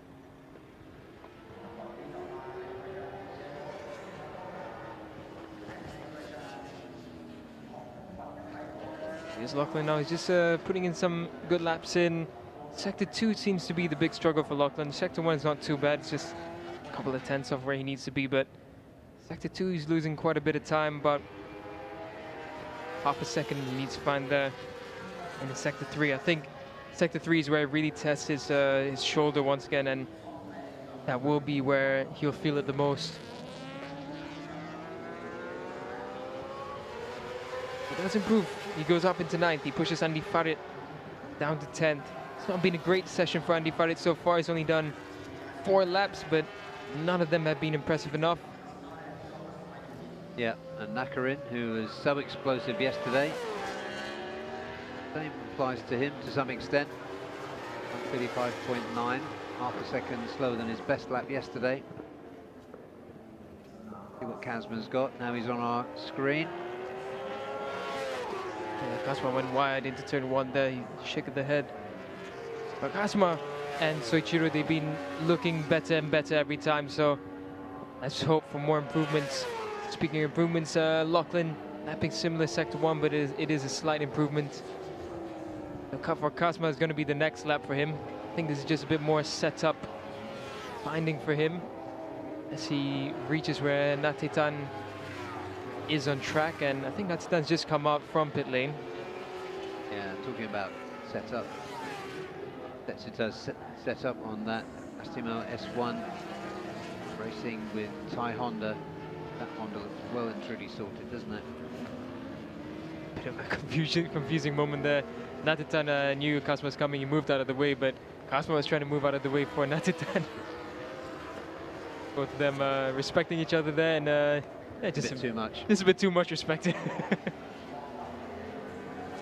was just wondering if Akito Haga is going he did come out, but he had to go back in, so I think the bike's still not 100%. It was a big crash. Zazla now, I think he can be really happy with how this weekend's gone so far. They are there. They are very well there. Yep, and we know how strong he is when the red lights go out. So that's really good. Ooh. Insane. Qualifying rears on Zakwan Zaidi. He's the first to come out on qualifying rear tires. Yeah, he had a really good, especially third session yesterday, Zakwan Zaidi. Let's see what he can do on qualifiers now.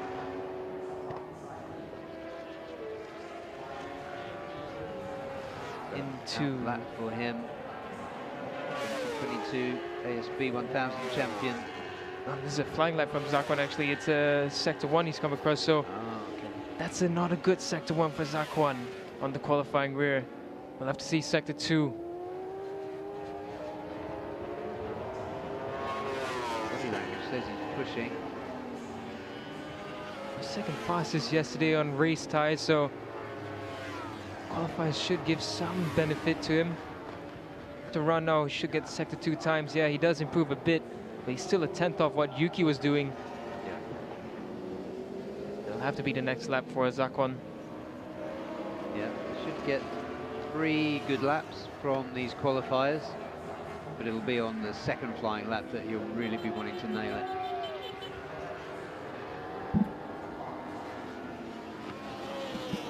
Then again, Sector 3 might just pull this one together for Zakwan, but definitely the next lap is the best opportunity for Zakwan. Comes around the last turn now, exits that rear tire just hooking up. Comes across the line, it's actually a really good lap, 135.4. But we're looking for 34. That's what we want to find for now. Zakwan provisional third.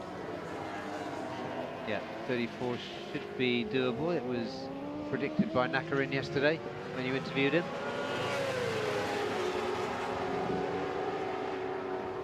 Zakwan through Sector 1. Let's see what he does. Again, Sector 1.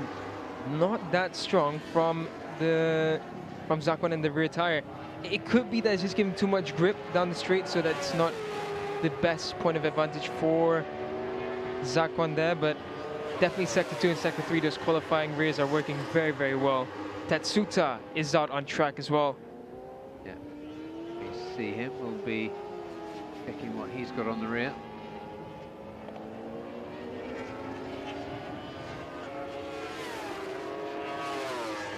Looking good, as he always does. Aggressive.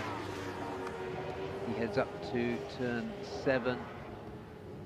Sorry, turn 8.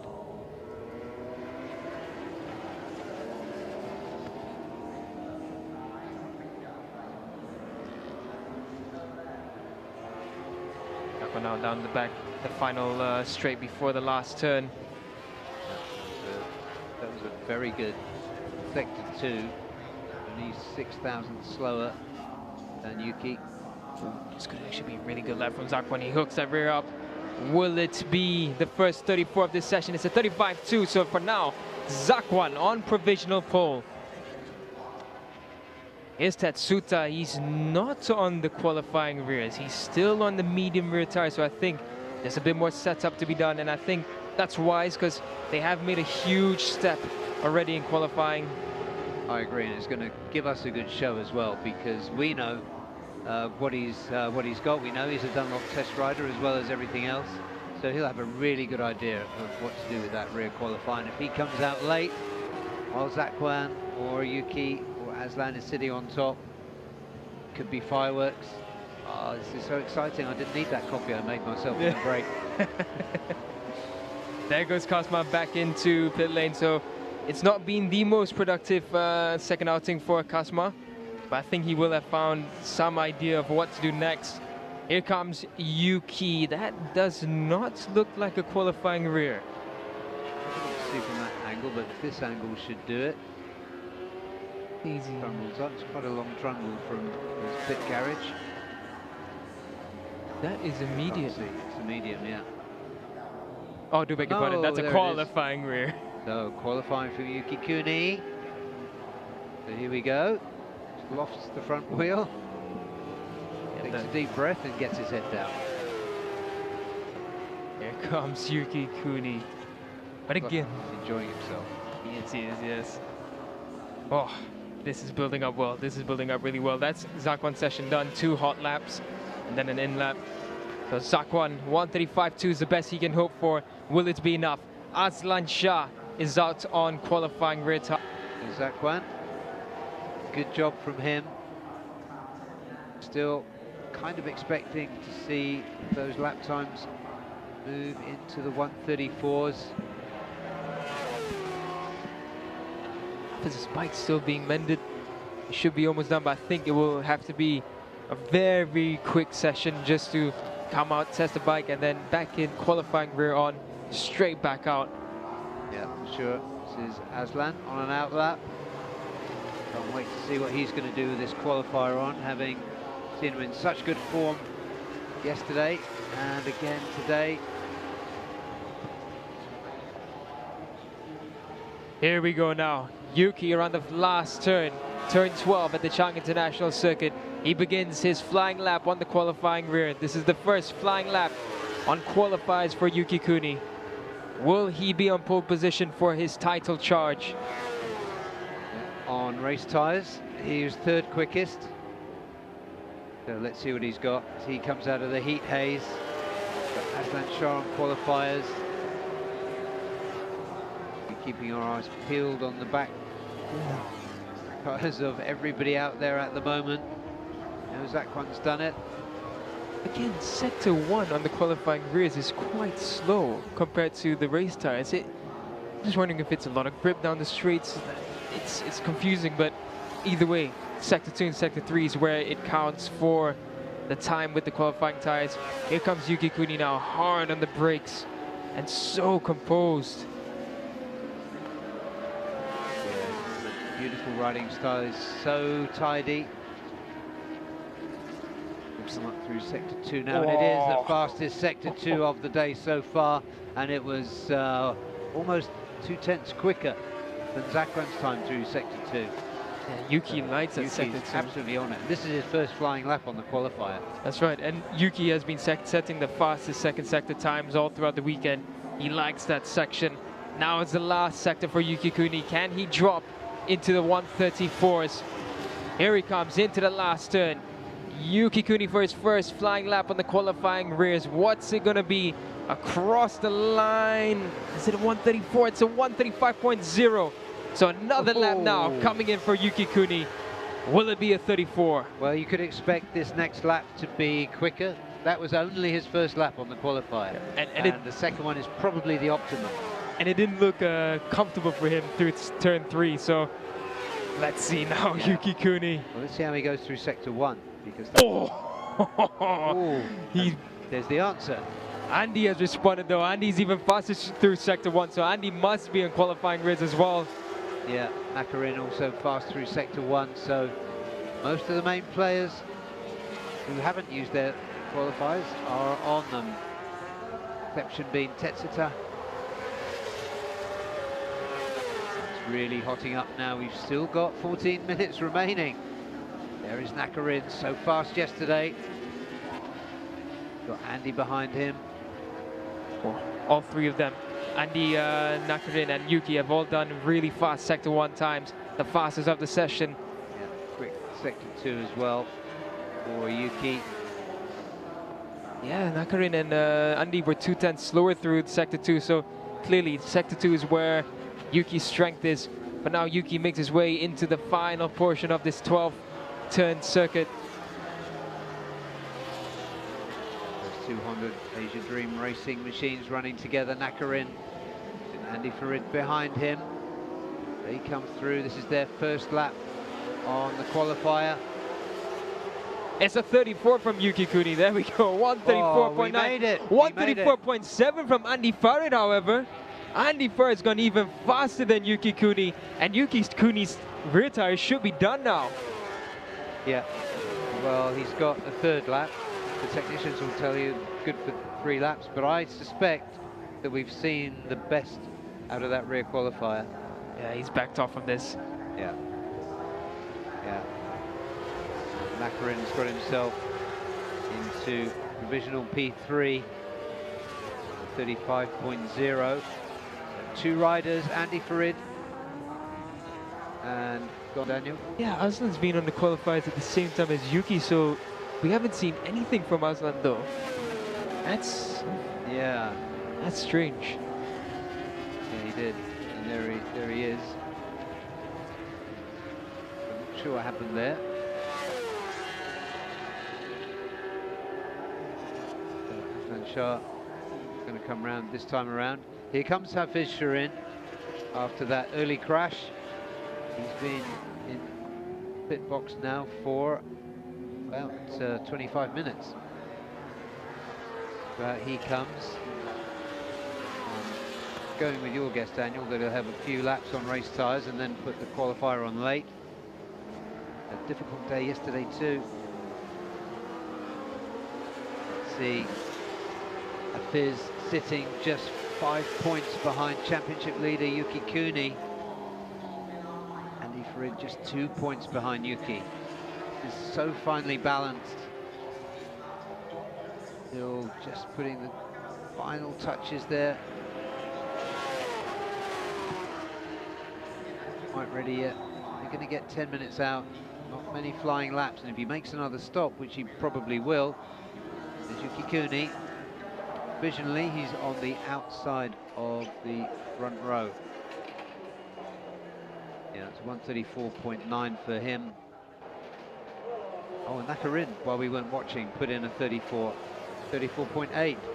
So, provisional front row is Honda Asia Dreams Racing, Andy Farid and Nakarin Tirupavapat on first and second, Yuki Kuni provisionally third.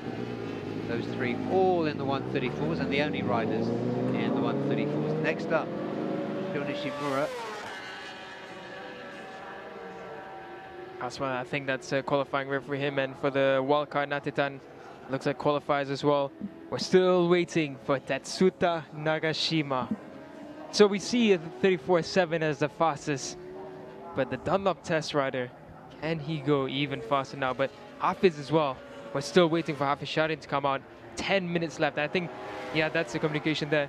Go out, test the bike, come back, right back in, put the qualifiers on, and it's business time. Yeah, he's got to test it first.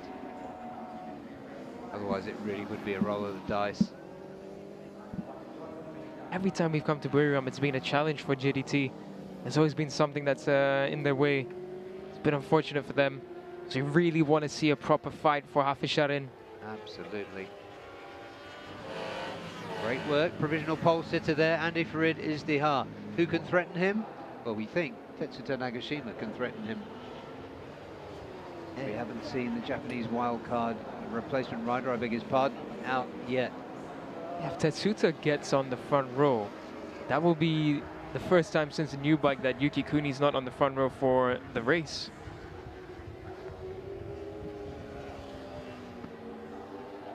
Waiting, tyre warmers are still on that Ducati. Gonna be tight. I just heard that Ducati being fired up there on this and in pit lane, so we'll get that bike out. See how his channels that nervous energy. This is going to be bottled up there. Back one back out on mediums.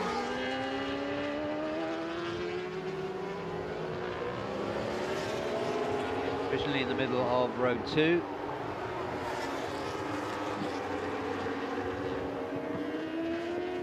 We've on podium so far this season, incredibly, for Zakwan Zaidi. Well, another couple for 2024 season is done. Tetsuta Nagashima has come out. Should be on the qualifying tires with 8.5 minutes left. So right at the end, should give him enough time to get 2 hot laps in. Time to perfection for Tetsuta. Finally, out goes a Fizz. Kind of a little uncertainly then for a moment. Wonder whether he's just going to do an outlap and come back in. Yeah, I think that's what's going to happen. It looked like the mechanic telling him, go out, just test it, come back in. Because they really don't have time. They need to get the rear tire on. That takes close to a minute itself. So it'll be, a real gamble to see even if he can get more than 1 hot lap in for the qualifying tire. And there it is, there's the number 45 Astemo S1 Honda of Tetsuta Nagashima with the rear qualifier on. Here we go. And here he goes, so eyes peeled on the sector times for the 32-year-old Japanese former Moto 2 rider, GP rider, Superbike rider, Honda test rider. Honda test rider, Dunlop test rider. This guy has some credentials, and he was so up for it this weekend. He was so full of it, so excited to be on track with these riders. He named Yuki Kuni actually, which was nice. Yeah. So he couldn't wait to be on track with Yuki Kuni. But here he is on qualifiers, 7 minutes remaining. Quite a good sector 1. Interesting combination as well. He's using the medium front as opposed to his usual choice of the hard front for the qualifying race. So again, he's the man who has the most mileage on Dunlop tires, so he will know exactly how this is going to work. Absolutely. Yeah, that won't have been a gamble. Ooh, sector 2 is not impressive though from Tetsuta. So this is not a good lap coming in from Tetsuta. It will have to be the next one. Yep. Be the optimum lap, the second lap on qualifiers. Let's see what he can do on race tyres. He's put himself provisionally in 6th. Second row. And braking then into turn 12 for Tetsuta Nagashima. Just across the line to begin his second flying lap. Still a decent time, 1:35.3. That's as fast as he was on race tyres. So let's see now, one final push for Tetsuta Nagashima. Flies up. Banked over slightly to the left. Negotiate the kick, which is turn 2. And get himself lined up for turn 3. Sector 1 decent, but quite far off what Andy was doing on his fastest lap. So Right. here's Hafiz now. The bike's still not there. Hafiz getting the screwdriver himself, adjusting the lever distance. Do they have, yeah, they have that rear tire on now. That is qualifying race for Hafiz with 5 minutes left. This is a big ask for Hafiz Shirin on that JDT Panigale, big ask. The screwdriver in the hand doesn't give any particularly positive indicators about his state of mind. Tetsuta fast through sector 2, but this is not enough. This is really not enough for Tetsuta. He might push for a 3rd lap. I mean, he will know how much life he has in that tires, but this is really not what we expected from Tetsuta. Yeah, he's got Aslan behind him at the moment. Aslan, of course, has done his qualifiers. and is provisionally going to lead the third row. Line, Tatsuta 135.1. He goes up one position, but it's not where we expected him. Is he going to push? Is this a push? No. No, it's not. So this is not what we expected at all from Tatsuta. No, we expected a little bit more fireworks at the end of the session from him. Wasn't to be, didn't quite happen for whatever reason. So, looking good at the moment for Andy Friedrichsdal to hold the provisional pole that he's got at the moment with 4 minutes remaining before the checkered flag comes out. There he is, Andy Farid, running mediums. Definitely seems to be the choice. Only one left to really make an impact, I feel, for the front row could be Hafiz Sharin. He has the qualifying rears on. We saw him getting ready to come out. And where is he on track now? Really, really big ass. Just come around sector 2 quite slow compared to what a push lap would be. Could just be conserving it. 27 minutes was how long he was in pit lane. A long time just waiting at the side while the bike gets fixed.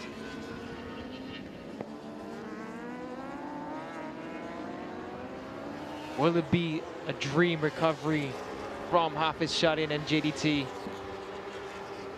Yeah, so Shiro Minamoto's just had a decent sector 2. Currently 8th.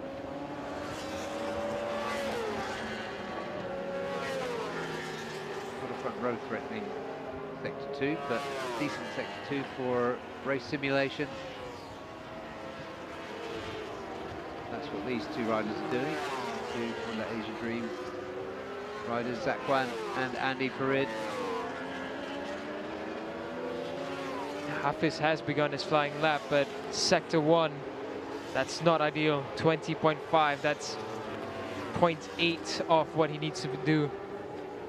So it'll be the next lap for Hafiz Sharin. It's not going to be this one for him, but he could still improve his position. Yeah. Current position being P12. 5 points behind Yuki Kuni, who's the championship leader. Oh wait, there's like a bit of smoke coming off Hafiz's bike. That is smoke, that is smoke coming from Hafiz's bike. That looks like a leak. I think there's a leak for Hafiz Sharin right now. Yeah. This is not good news for Hafiz Sharin. Race control is going to be eyes peeled on that. This isn't good news for JDT. Oh, it's getting worse, it's getting worse. He's completely oblivious. Yeah, he'll have no idea. Oh, this is such a shame for Hafiz.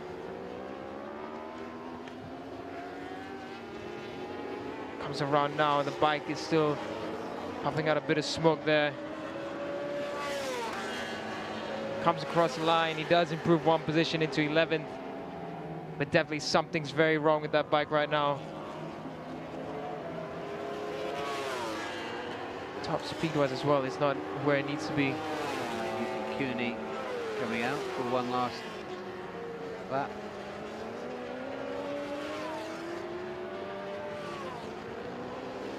Make sure that that bike, that STG Hark Pro Honda, is in good shape.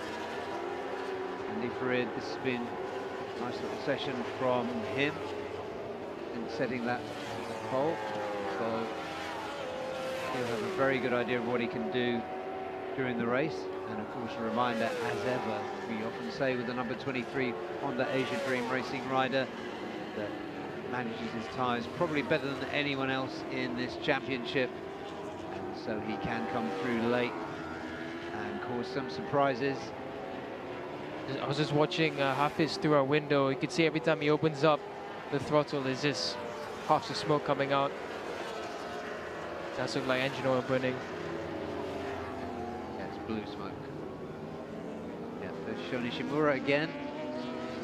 Sho Nishimura currently on the second row in 5th. Katsuta Nagashima just ahead of him. He'll be starting 4th. Nothing else changes. Unlikely to. Another lap complete here, and that's it. for Hafiz Shirin. 6-6 puts him in 11th. That's going to be row 4 start for Hafiz, and I think he's just felt a bit of oil or something on his foot pegs, and that's why he was looking down at it. Yeah, I mean, to put that lap time in context, if he could feel his foot slipping, then that's not a great feeling. So, brilliant lap on qualifying tyres for Andy Farid Izdihar to give him pole position with a 134.7. That's 0.176 quicker than his teammate Nakarin Atirapuvapat. Ikuni, championship leader, start third. So all three on the front row are championship contenders. The other main one is down, going to start from P11, Hafiz Shirin, or JDT, who hasn't had the best run of the green this weekend so far. Just there, close to the exit of turn 3, where the official practice start marker is. That's Andy Farid, number 23. A-Racer Speed Tech Sheen of Chachiying, just inside of him. Andy Farid goes first for that practice start.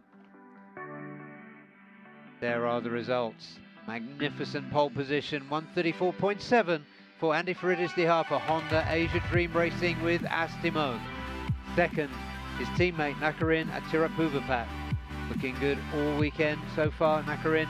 Yuki Kuni also looking very good, 134.975. Puts him on the third place on the front row. Tetsudo Nagashima, who's going to be a threat this afternoon for Asti1 racing with Thai Honda. He's qualified 4th. 5th, Sho Nishimura. Great session from him. Another good session for Zakwan Zaidi, who will also start in 6th on the second row. Soichiro Minamoto getting better. He'll start 7th. Next to him, Aslan. Longer than that.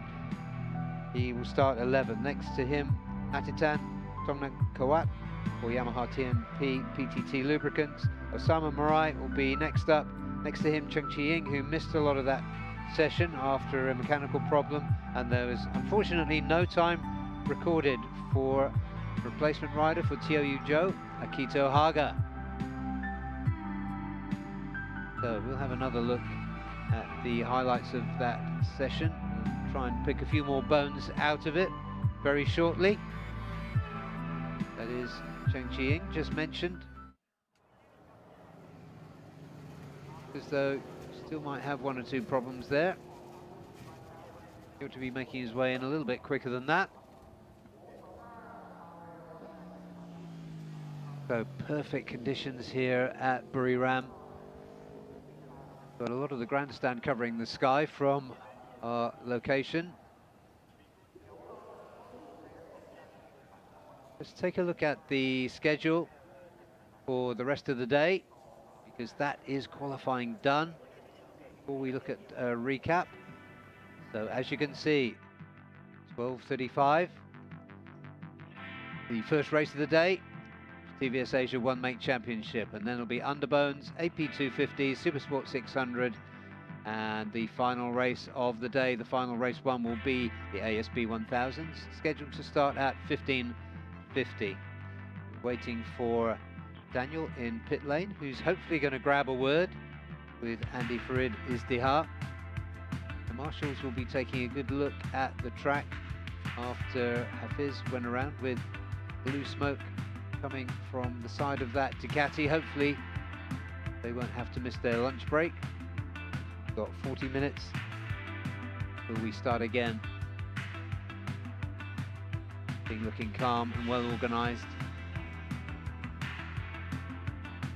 Indian Oil in the background there. They are our official field sponsor. As ever, Marshall's keeping this track in perfect condition. Looking at every bump, every granule on the asphalt there being inspected. At Chang International Circuit, Chang Chi-ying, I can see through the window, having trouble getting that bike back. Only now in turn 7. that pace, he's going to miss his lunch.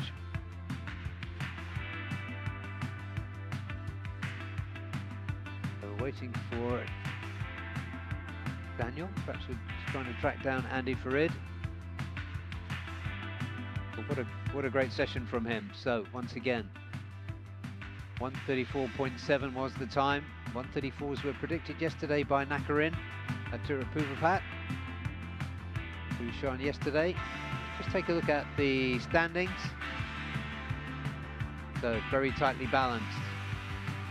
Cooney is first on 142 points. Just 2 points behind him is the pole starter this afternoon, Andy Farid Izdihar at Fiz Shirin, after a really difficult, challenging weekend for him and JDT Racing Team.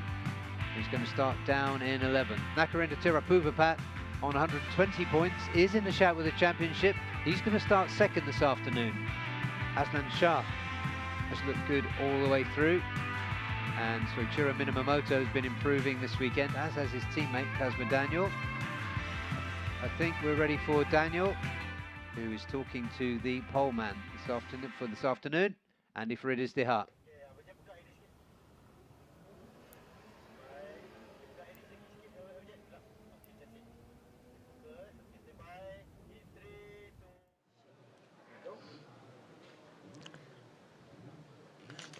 Andy, it was a brilliant day yesterday in practice 3 for you, pace-wise, and this time in qualifying on the qualifying rears has worked excellent for you. You're in pole position for the race this weekend. How are you feeling?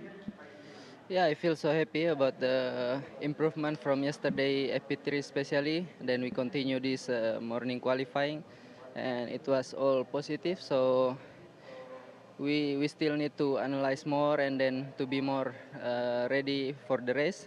And I just want to focus for the race and enjoy the race, of course. Your teammates were doing a very good job this weekend as well. We've seen Nakarin at the top. We've seen Zakwan as well performing well. Do you guys have any plans going in for the race? If possible, we will make a top 3, all 1, 2, 3 in the same team. So this is the target. So let's see, and we will give our best. Thank you. Thank you so much, Andy. Congratulations and good luck for the race. Thank you. Good answer to that leading question there from Daniel. We hope to finish 1, 2, 3. So we're going to take a lunch break now. We'll be back in about 30 minutes from now, and we'll be joined by the mighty Des Corkill. Will be joining me in the commentary box. Daniel will be doing the hosting this afternoon. So join us. We're going to take a half an hour break. We will see you this afternoon for race 1 for the final round of the Idemitsu FIM Asia Road Racing Championship. Stay with us.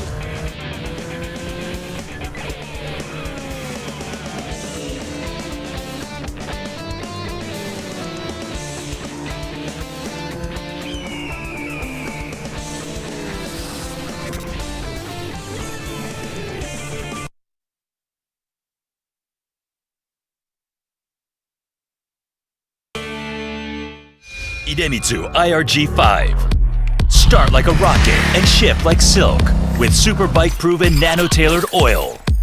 Ultra-protective Quintec guard technology distills the wisdom of oil experts. 5 protective benefits in harmony unleash the peak performance of your engine. Nano Silky Tech ensures extra smooth upshifting at high RPM. Rocket starts, silky shifts. Idemitsu IRG5.